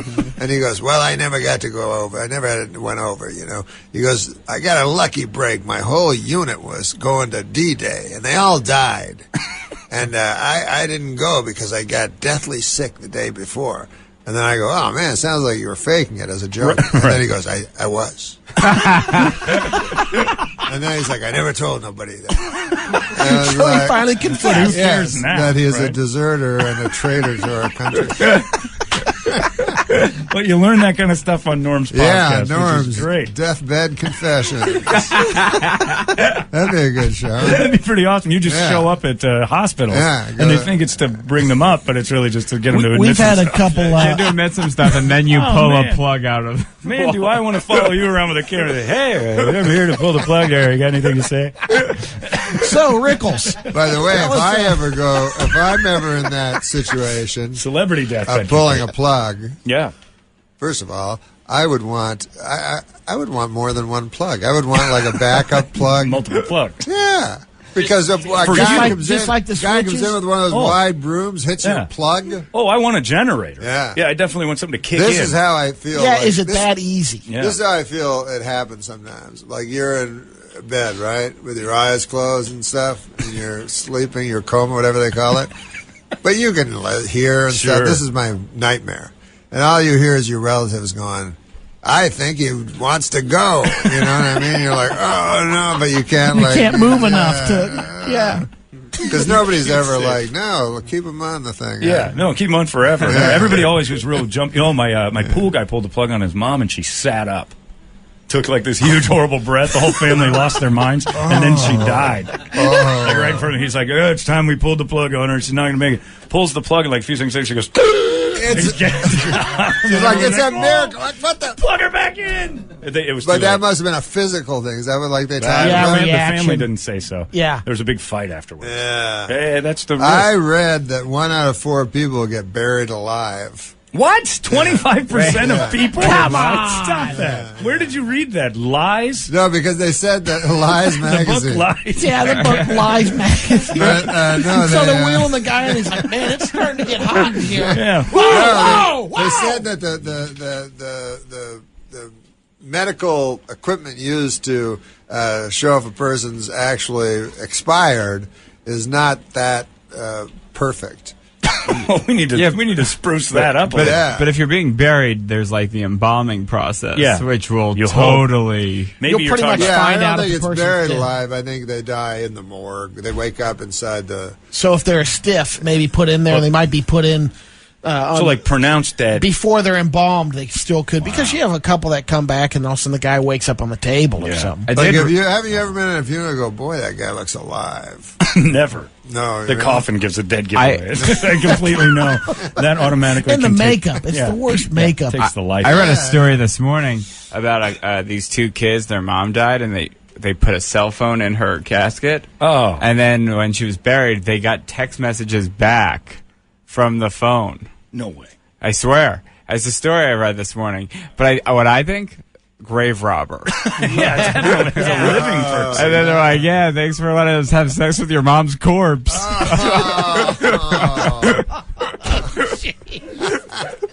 Did you do that one on Cool?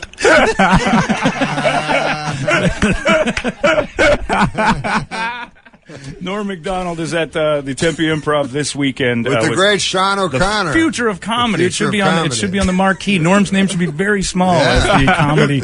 You're just introducing him, right? That's Pretty what's happening. well. Okay, yeah. And Norm's going to confess something That's tonight. right. It'll be on stage deathbed confession. Norm MacDonald on his birthday tonight. You can go see him at the Tempe Improv. I have to Tempe phone Improv. my brother back. I feel terrible. Oh, why? It's not. It's you don't have to call him back. He has to call you again. He bothered laugh. you. Who calls anyone this early? I Anyway. feel so terrible. Where's he I'm living? yelling, I'm screaming at him. What time is it where he lives? That's another thing. Yeah. Wait. You have to no, it's assume. later. It's Yeah, later. but you have to assume he knows you're on the West Coast, right? Yeah. So kind of, who calls anybody at 8 in the morning? We could call Leslie if you want to. No, we can call him live on air. Yeah. You want to call your brother? Oh, no. Straighten this out. What's your brother do? My brother, I think he works at a donut shop. You're not sure? This call wasn't that important to either of you. The donut shop guy or whatever. It was nice of him to call him. So I feel so bad. It now. was nice. But he was the first one in. You know what? Don't feel too bad. He's just kind of clearing his day. He was getting it over with That's before true, 9 right? a.m. It was just a quick, let's get this done so I don't have to think about it. Let all my day. brother scream at me. Yeah. Have Norm Well, he tell me. kept saying, Are you at the point? I said I'm on the radio. He's like, yeah. So anyways, well, you know. Are you at the point when, like on your siblings, do you send them something for your birthday, or is it just a call? Oh, Happy no. birthday. Do people still do that? They give gifts. I mean, I'm getting my son. Only the topper in the family My does it. son is 21, and I'm thinking, when gotta do I get him stop some. giving him stuff? That's a monumental one. I think after this, though. What is the No, age? he's 22. No, then he's done. You don't have to worry about it. Just give him a call at 8 a.m. Yeah, because I was thinking I could save the present until. Do you find this that as we march forward in time, As the world as turns, time marches as time on, marches- that there's less and less things you can get people like because everything's on their phone that they need. Yeah, they in have it. life. Oh yeah, you can't buy anything for anybody anymore. They get it. right? They get it when they need it because it's right. Cash is king. Yeah, it's a Yeah. crusher. Norm, leave Now us with. you don't have What's that? kids. No, God, no. Yeah, that sounds awful to me. I do. I have a 6-year-old Yeah, he's got Do it. you ever a girl? girl. Yeah, I knew it. How's that? You just look Because look, he spreads said the I have a femininity. 6-year-old. Because otherwise you'd say I have a 6-year-old boy. Really? Because you'd be proud. Yeah.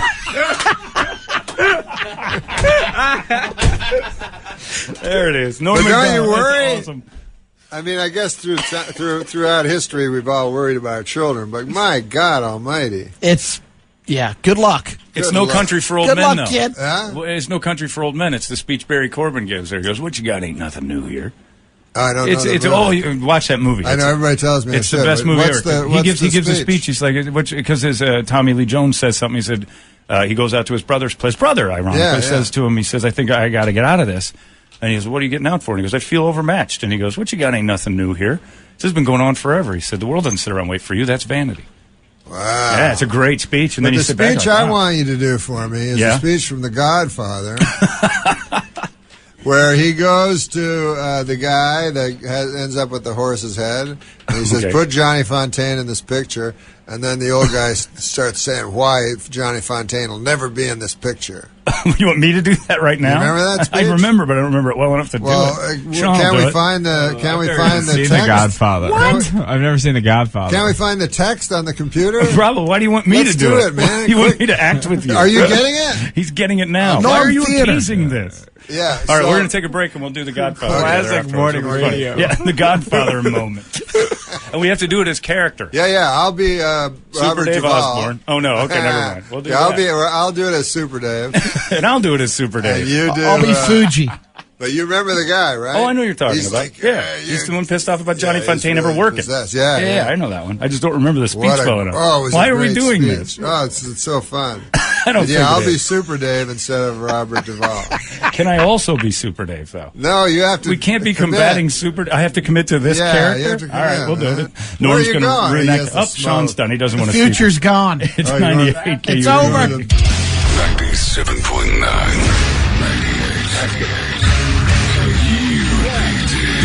Tempe, Phoenix. Now it's just getting deep in here. We're Well, then talking there's philosophies no and ice ice age. ages. What's happening? It was cold back then. Norm MacDonald is joining us today with his manservant Sean O'Connor, the future of comedy. Yeah, baby. Who will soon have plastic surgery to be Norm, look like Norm. I knew I should have wore a shirt. It's the gold lame It's a radio joke. I really. And for whatever reason, I quoted "No Country for Old Men," and now you want to do a scene from The Godfather. Yeah, but I think we should set it up. Yeah, you go ahead. This is your thing. You direct. No, I've Sean, never you seen say- The Godfather. You've never seen The Godfather. I've seen every American Pie, though.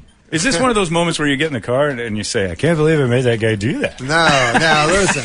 We got to set this up. Okay. We all remember the big scene in The Godfather was the guy wakes up with the horse's head. Satin sheets. Yes. You should set this up. Is that the offer he can't refuse? Is a horse's head? Yeah. The sheets. Really? Yeah, that's the kind of the first. It's kind of the first one. He's trying to. So He, set it up. he unfolds the one. Yeah, but sheet set up thinking- this scene here. Johnny Fontaine is a lounge singer, sort of loosely based on Sinatra. Yeah. Who the Godfather wants to put in this movie, but the movie producer refuses. We don't know why. Right? Right. I'm setting it up. That's right. You're doing a great Keep job. doing it. And then, so they send the consulary, Tom Hagen, played by Robert Duvall, to go and visit this guy and try to talk him into Getting Johnny in the car. Yeah. So Tom Hagen, But who's Johnny's played not by- having any of it. Tom Hagen's played by Robert Duvall, and Jack Woltz plays the producer. But Right. in this, Nobody knows who that guy is. in this, we're doing now. I have to do. You're the producer because this is your idea. wanted you to and do you're it. doing it as Super Dave Osborne. As Super Dave, yeah. I'll be doing Tom Hagen as Liam Neeson. Okay, as Liam Is that Neeson. right? Okay. Because he improv. Yeah, because he's a big improv. Ready? Are you Yeah, ready? All right, here we go. Mr. Corleone is Johnny Fontaine's grandfather. Now Italians regard that as a very close. Wow, very that's sacred good. relationship. Cut. You can't say that. Take two, cut. You already knew how to do them. Well, I wasn't just going to wing one. Oh, okay, You know how to I'm do sorry. Super I'm Dave, sorry. right? You're not I'm just sorry. throwing I'm this sorry. out for the I'm sorry. first time. All right, that's take right. two. It's not like I said I was going to do Paula Dean and then Okay. give it a try. Hey, there's butter in I have there. to go again? All right, here we Yeah. go. All right, take two. Try not to compliment me so much. Okay. Mr. Corleone is Johnny Fontaine's grandfather. Now Italians regard that as a very close, very sacred religious relationship. You tell your boss he can do. Now what? This isn't going as well as I'd hoped. Tell your boss he can ask for anything else, but this is one favor I can't grant him. Mr. Corleone never asked for a second favor. Once he's refused the first. Understood? You don't understand. Johnny Fontaine never gets that movie. That part is perfect for him. It'll make him a big star. But I'm going to run him out of the movies, and let me tell you why. Johnny Fontaine ruined one of Woltz's International's most valuable protégés. For 3 years, we had her under contract. Singing lessons, dancing lessons, acting lessons. I spent hundreds of thousands of dollars. I was going to make her a big star. And let me be even more frank. Because I want to show you I'm not a hard-hearted man. But it's not all dollars and cents with me. She was beautiful. She was young and she was innocent. She was the greatest piece of ass I've ever had. And I've had them all over the world. And then Johnny Fontaine comes along with his olive oil voice and his guinea charm. And she runs off. She throws it all away just to make me look ridiculous. And a man in my position cannot afford to be made to look ridiculous. Now you get the hell out of here. And if that Goomba tries any rough stuff, you tell him I ain't no band leader. Yeah, that's right, I heard the story. Thank you very much for the dinner and a very pleasant evening. Have your car, take me to the airport. Mr. Corleone is a man who insists on airing bad news at once. Oh, excellent. And see, amazing. that's great. Impressions are much easier to do in small chunks. That's what we've learned. That's why I didn't want to do that. Yeah, damn, you man, did this scene. You tried to give it to me. It's like a 5-minute thing. I didn't know you That's talked your so thing. long. You did great, This was your Norm. scene. It's awesome. All right, now monologues. You ever do a monologue? Oh, it's awful. Huh? Just can't stand them. High school they used to make Yeah, us read yeah, those awful yeah. monologues. He did 14 verses of the farter from Sparta. That was a great. I wrote it myself. He's got to go now. Now Brad's gotta go? That's beautiful. Thank you, Norm. That was fun. I don't know why, and I'm going to be thinking about it for a while. But nice job. Listen, man, I just want to say, can I end on a serious note? You better. Yeah. I think that, with the Ray Rice incident, Sure. with the Adrian Peterson incident,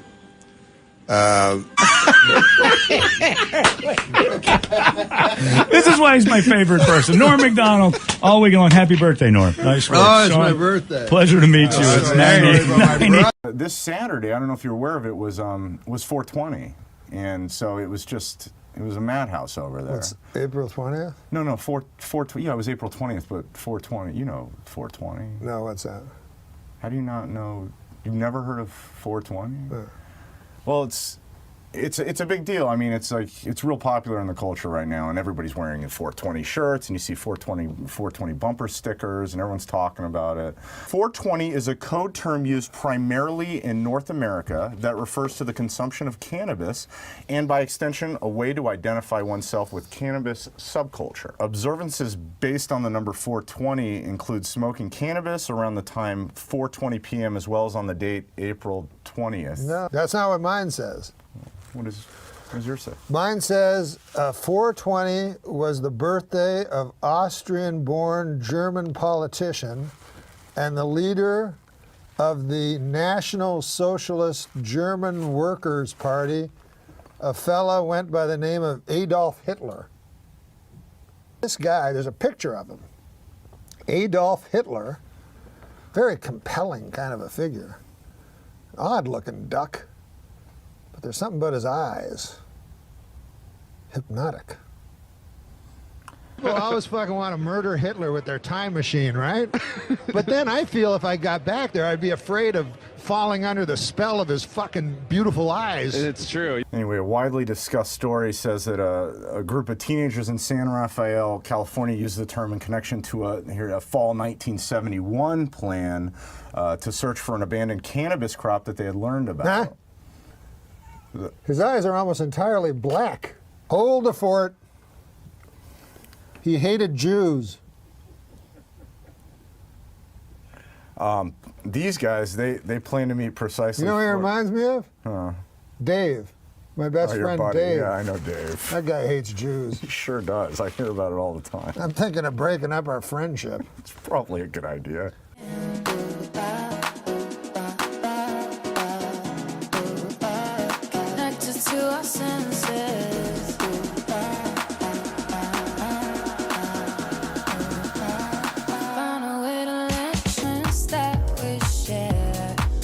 You know what? I'm sick of these kind of characters. I think we should kill Hitler. Me and you go suicide, kill him. Yeah, it's like died 50 years ago, probably. Did he? I didn't even know he was sick. He wasn't. Well, no, that's fine. I wish I could find a Hitler of today and go kill him.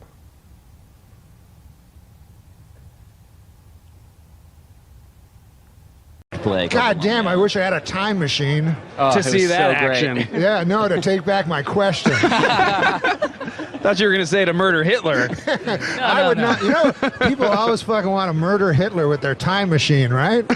But then I feel if I got back there, I'd be afraid of falling under the spell of his fucking beautiful eyes. It's true. And oratory, and then, locked in the gaze. Yeah, and then I join the fucking party, That's knowing his me. thing. He gives you his full attention. You're like, whoa, wait a minute. Maybe there's Norm, something to this guy. No, but before you ask another serious Believe question, it or we not, gotta they're move telling on. us to wrap it up. I don't exactly I don't know want to. why you Wrap guys. what? This was fun for everyone. It's the For the Lonely record, Island, guys. I would have killed Hitler. So thanks, gentlemen. Can I just clarify? if I did go back in time to kill Hitler, I would do it. Yeah, yeah. I wouldn't get lost in that's his the front eyes door and then choice. bail. Yeah. Just so I don't get like thanks for hit having from all the like I know, all the- defamation Yeah, leads. no, you would end it. Yeah. Pro. Listen, Okay. man, I'm sorry about We gotta wrap it up. I'm sorry It's about over. bringing up Hitler. You really brought this live show to a new This is low. the first one, right? This is your first interview? It's just gonna get worse. This is the first time I've ever been interviewed a man. If you can bring things to Hitler come. into all of them, they're going to ask you back for sure, which is I know what you want. You know, with Hitler, the more I learn about that guy, the more I don't care for him. I can't. Yeah. And there's nothing redeeming about the guy. I tell the guys, I go, how on earth could these Germans follow this lunatic, you know? And they're like, oh, he was an incredible public speaker, you know? He could hypnotize you with his public speaking. And then I see him, he's like, I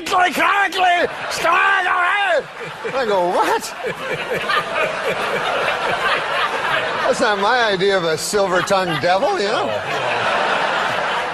About 30 years pass, and Germany decides again to go to war, and again it chooses as its enemy the world. And this time they have that guy, Schrankly, Crankly, that guy, and I'm not even going to dignify him by saying his name, but I think you know what I'm talking about.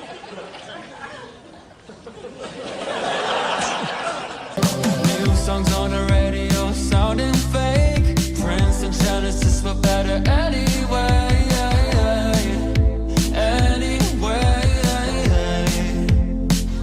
Am I just being too real? We always talk about going back and, if you could only go back in time and kill Hitler. You know what I mean? Yeah. But what a horror it would be to go back in time, meet Hitler, and get hypnotized by him.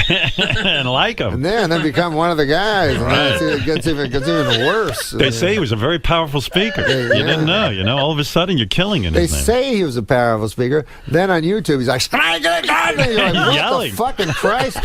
Don't vote for him. Vote for anyone else. The fat guy beside him. They make fun of Hillary Clinton when she raises her voice. Hitler was screaming at the people, right? He was screaming, spitting. It was crazy. Yeah, Right. yeah. Wow. And they're Norm. like, whoa, what a silver-tongued devil.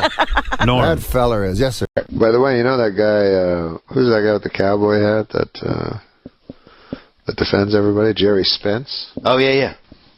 Yeah, so this guy, Jerry Spence, apparently is this big defense attorney. He wears a buckskin coat and an old cowboy hat. Yeah.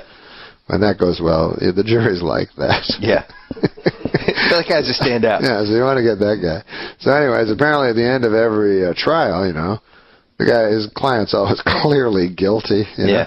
And then this guy, this is his final statement. He goes, ladies and gentlemen, he goes, I'd like to tell you a story about a young, foolish boy who had a bird. And he came up to a wise old man. He said, in my hand, I may or may not have a bird. No, and in my hand, I have a bird.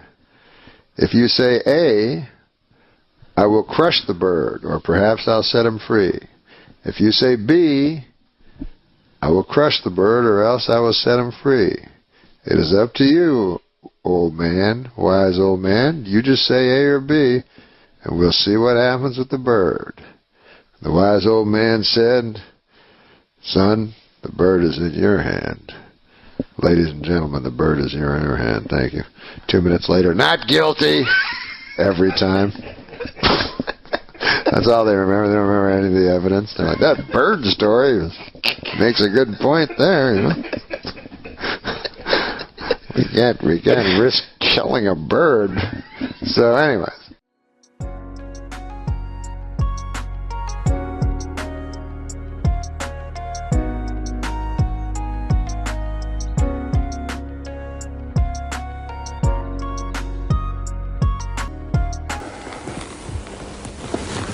I sometimes tell a story in very special cases about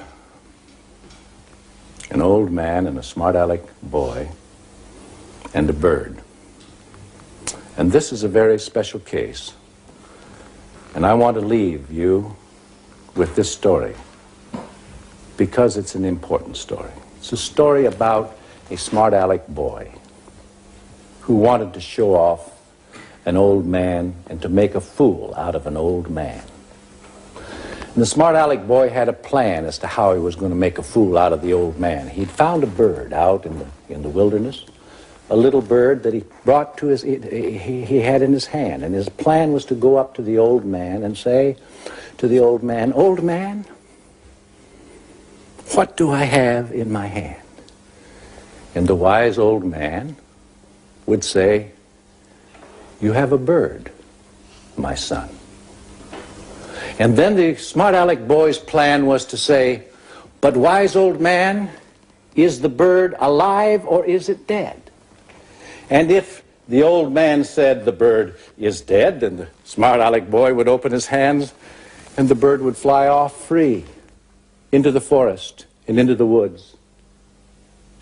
But if the old man said the bird is alive, then the smart aleck boy figured that he would crush it and crush it until all of the life was out of the bird and it was dead. He would open his hands and say, "See, wise old man, the bird is dead." And so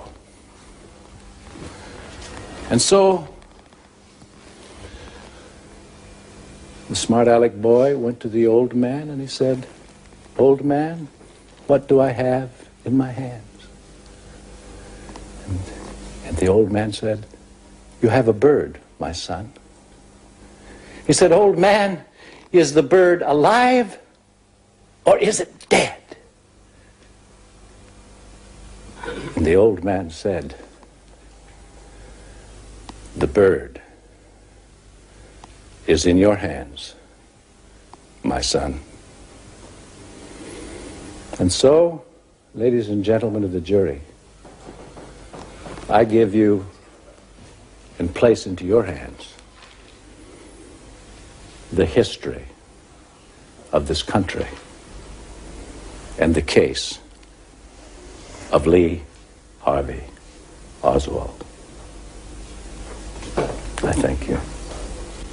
Thank you, Mr. Spence. Mr. Buglios. Now, I've done stuff on television before where I've experimented with joke structures, and I did that on Weekend Update, and I did that other places on television. Mm-hmm. But that was for my own consideration, because oftentimes, I would be getting like $500 for the appearance, let's say on a talk show or something. So I go, well, let me try something here, because I know I'll be just as good as the girl talking about her third swimming pool. Yeah, or the Melrose Place. The moth joke is a good example of that, Norm, because if like you go into, you tell a really beautiful version of the moth joke, and so you do tell the moth joke in the book. You told it on the Tonight Show with Conan back when he was doing the Tonight Show.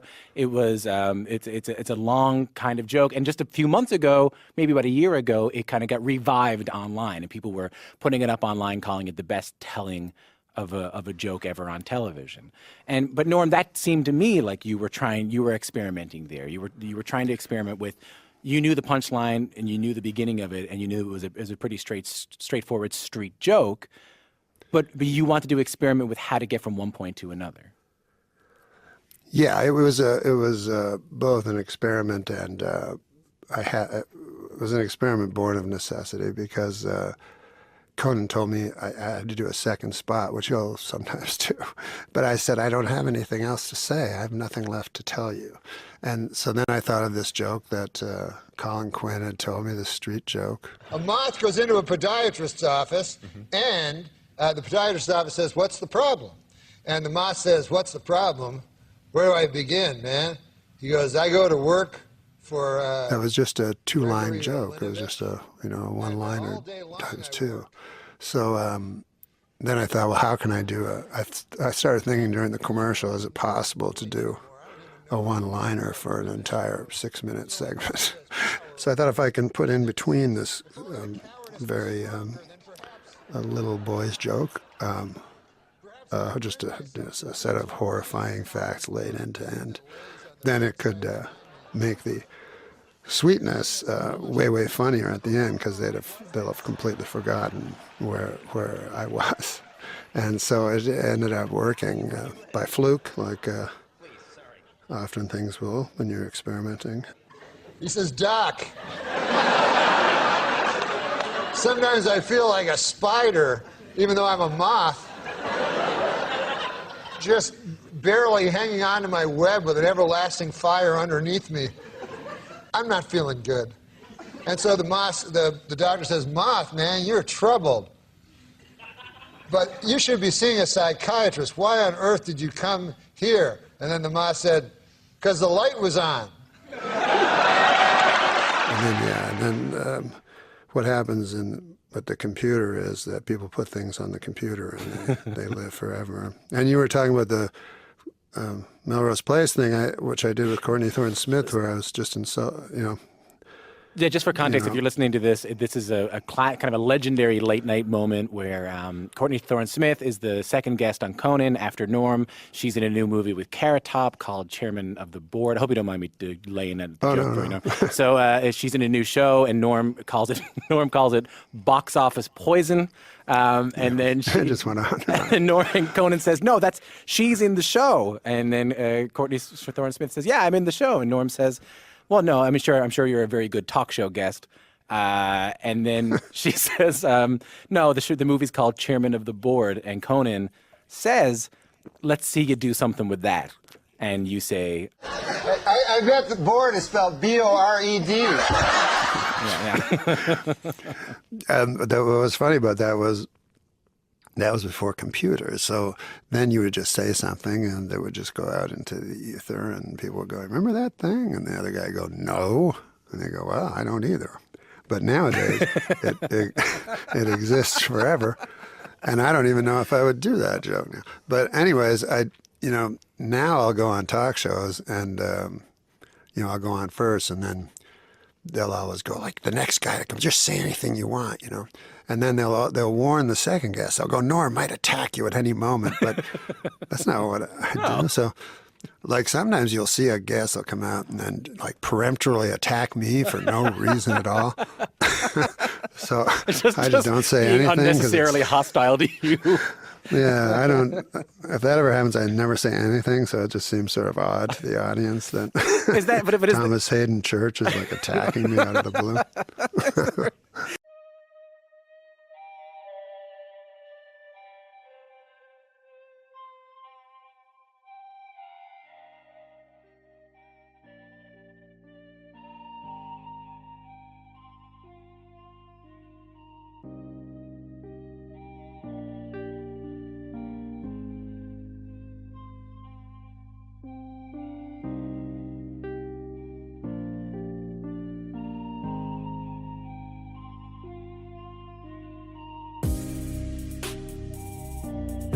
But, look, I know it's wrong to objectify women. You know what I'm saying? Of course. But in our sexual fantasies, I think we do, as men, objectify women, don't we? I always think of Adele, like down on her hands and knees with an apple in her mouth. So, but that's better? Better than what? That's objectifying her. Yes, I'm saying I think we do that as men. Okay. We objectify women, don't we? Yeah. What? Don't we? This Lindsay Lohan can't swim a stroke, but she sure knows every dive in town. That one I liked. That was my favorite. I'm keeping this. That is a favorite? Did you write this? I didn't write that one. No, Read that one. The guy who did the voice of Charlie Brown, he was arrested for stalking his girlfriend this week. He also said the next time Lucy grabs away the football, he's going to cut that bitch. A Swedish Bond girl, Britt Eklund, told Piers Morgan this week that she was seduced by Warren Beatty after the legendary Lothario took her to an X-rated movie for their first date. This is what I have to say about that. Hey, Warren, stop stealing my moves. That's my favorite this week. Tomorrow is National Secretary's Day. Which is true. Is that right? I plan on getting my secretary the same thing I always do. A big fat goosing. Remember the good old days back when MILF stood for mentally ill ladies I'd like to fuck? That's not right. But I Well, listen to this. Catherine Zeta-Jones admitted she is bipolar half the time. She's deliriously happy, and the other time she has to suck an old man's cock.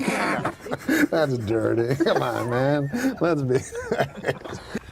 I like hotels. They make your bed, make your dinner, send housekeepers up to watch you masturbate. It's a dream. Come on, man. Miss Nevada is the new Miss USA.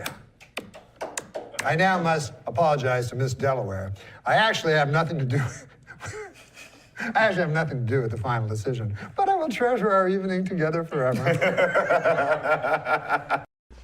A study has found that men are just as likely as women to spread gossip.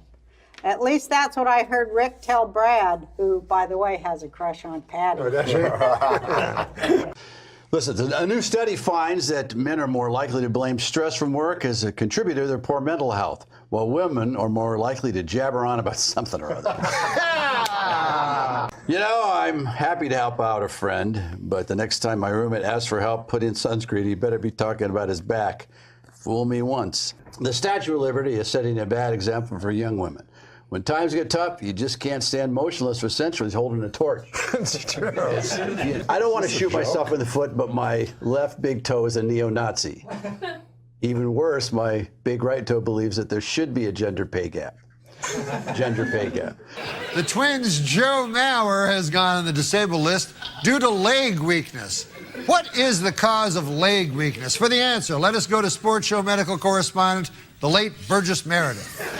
Women weaken legs. Just as I suspected. Thank you, late Burgess Meredith. The sister of San Francisco Giant catcher Buster Posey, Samantha, hit for a home run cycle, which consists of a solo, a 2-run, a 3-run homer, and a grand slam home run. This leads some to say that she might be better than her brother. Her brother, who doesn't get to hit against girls tossing a giant ball underhanded.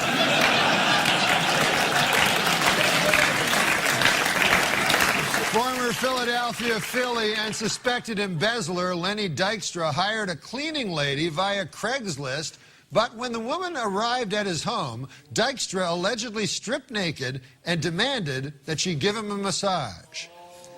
I've got one thing to say to Lenny Dykstra. Hey, quit stealing my moves.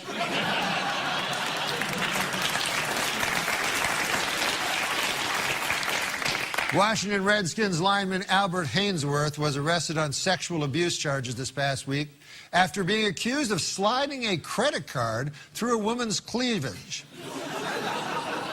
Is it just me? Or is everyone stealing my moves?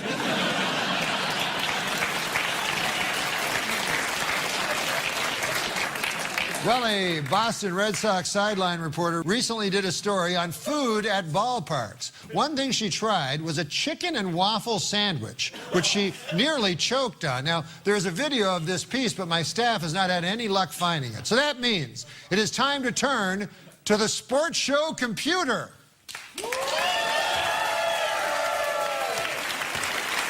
All right, excellent. I'm just going to go ahead and I'm going to start out by searching woman gagging.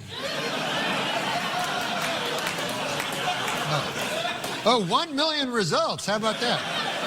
Okay, let's see. Oh, well, my Lord. Oh, that's not what I was looking for. This is filthy. Okay, I can see I'm going to have to be a little more specific. Let me try woman gagging on meat. Oh, there's 7 million results here. Whoa, holy Lord! There's all kinds of pictures coming up. None of these are right. Oh, people should not be doing this. How do I turn this thing off? Delete history. Wait, they're offering me a 3% mortgage. Okay, I deleted it, so that's off my computer forever? Empty the cache. Empty the what?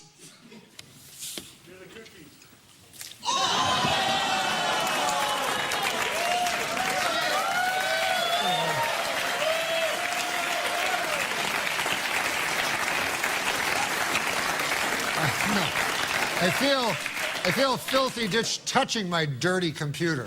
And the '1 book is The Rules. You know about this book? I've heard stuff about it. Tell us about it. It's The Rules. It's how to capture a man's heart. And it's for women. And it says all these rules that you have to follow, and you will capture a man's heart. And the rule #1, have huge breasts. Yeah, that guy likes it. Yeah. Who do you think is attractive? I like Anna Nicole Smith. Oh, come on. You don't like her? Come on. You don't like Anna Nicole Smith? Come on, she's gotten heavy. He's putting me on. No, I'm not. I saw a picture of her recently where she was really, really fat, where she didn't look good. Right, but you're talking about years ago when she was thin. Oh, okay. Not that long ago. Yeah, a couple of years ago. So you like big breasts? Yeah, I like big breasts. Does your wife have big breasts? She has normal size breasts. What, C cups? I don't know. I hear you talking about those. I don't follow those. You're in bad shape. Do you like Sally Struthers too? Oh, I did. You did, right? Yeah, that's your type. Oh my God, blonde I and love buxom. Sally Struthers. Not anymore though. What? Well, you don't like her anymore. No, I don't like her with the flies around her. It's kind of a turn off. Newlyweds Tommy Lee and Pamela Anderson had their first argument this week. He wants kids, while she wants fake kids. This week, Rampage Jackson talked to a reporter before UFC 130. Black girls love me too, man. I get hit on by black girls all the time. I do like, oh, I be showing my nipple, I be doing my nipple dance. Black girls love me, man. Wait, what? You do your nipple dance? I wonder what other techniques Rampage uses to woo the fairer sex. Are you black? Part, yeah. I love all parts of you, even the black part. What other part are you? I'm Jamaican, black and white. She's Jamaican me horny. Wait, what?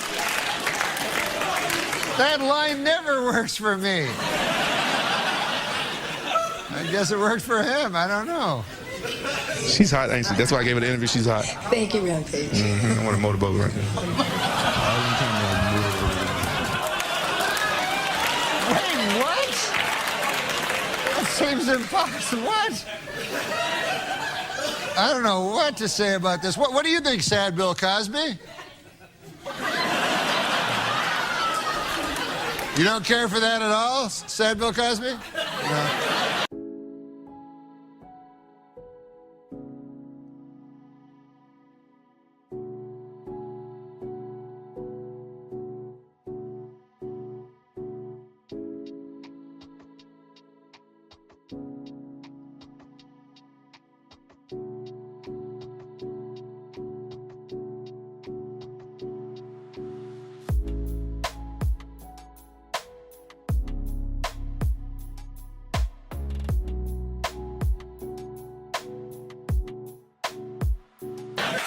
Atlanta Braves pitching coach Roger McDowell is accused of simulating sex with a baseball bat in front of children at a Braves-Giants game. The parents of the children hired attorney Gloria Allred, who held this press conference. We'll also be doing a little demonstration of exactly what the coach did. Wait, what? Wait. A demonstration? That's not a good idea. Aren't those the same girls? I'm no psychiatrist, but I have a feeling that this will remind these little girls of 2 days ago when that guy did it. Don't make them watch it again, Gloria Allred, please.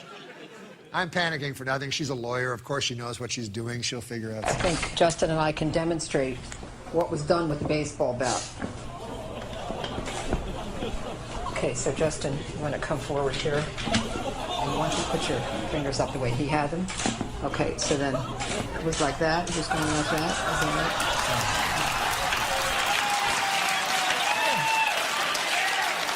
Wait, what? Wait. What? How long does she keep bat sexing that guy's hand? That's... Wait, what? No. Is this for the people who missed it the first time? No. Please. Look, I didn't go to law school, but I don't believe lawyers do this. Don't we have something with Gloria just talking? The coach then allegedly said, "Are you three giving it to each other up the," and he used the word for, crude word for rear end. Wait, what, rear end?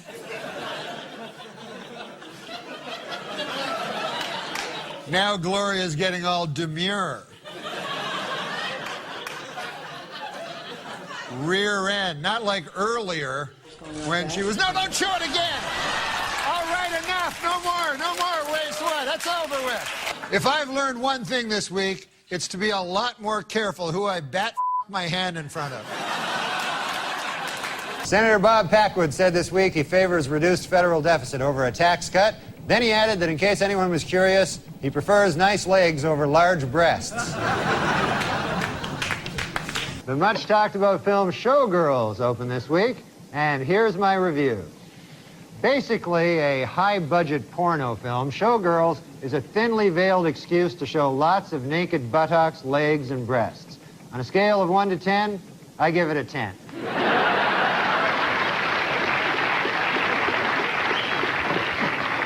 Well, Premiere Magazine's list of the 100 most powerful people in Hollywood hit the newsstands this month.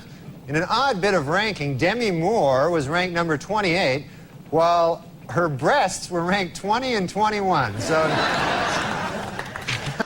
in an interview out this week, Demi Moore says she would like to have another baby, this time a boy, to go along with her 3 daughters and 2 huge breasts. Demi Moore is wrapped filming on G.I. Jane, in which she plays a Navy SEAL combat officer. Moore says that in contrast to other Hollywood portrayals of women in the military, her character will have giant breasts.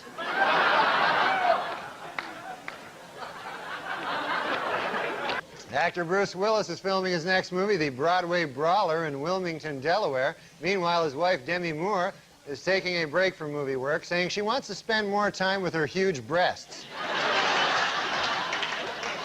A woman is lying in a coma in the hospital.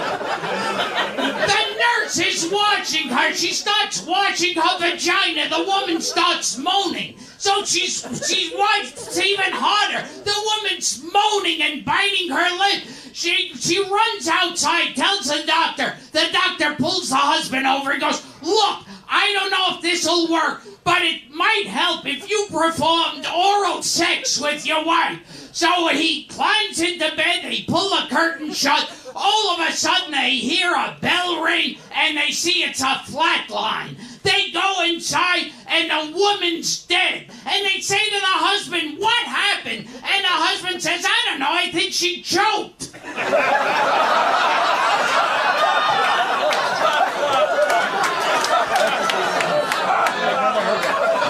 Because he had his dick in her mouth.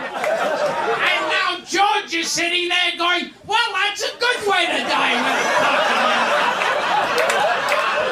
If I have to die, what better way than a big cock in my mouth? I can't imagine everyone has to die, but boy, a cock in the mouth, you can't ask for better than that." Well, let me say something more modern and stylish then. Okay. My wife went into a coma. Oh, I'm sorry to hear that. And the doctor said to me, "You won't hear this from any 1935 comic." He says to me, "There's one way to wake her up, but it's a little unconventional. You go in there and you have oral sex with her." I said, "By God." He says, "I've seen it work." I said, "Well, I'm willing to try." So I go in there, I'm in there about 5 minutes, and I come out. I said, "Doc, she's choking."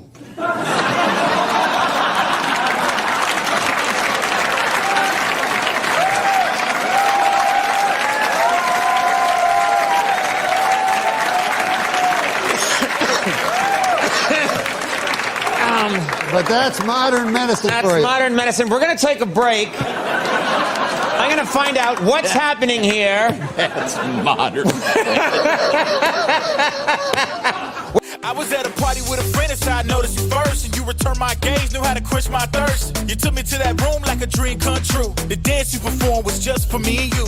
Kisses on the neck, then you work your way down. Let yourself go for me all around town. Seductively stood before me. We're going to take a little break here. Here's a message from the good people at Bosco Chocolate Syrup. We'll be back. More Norm MacDonald after this.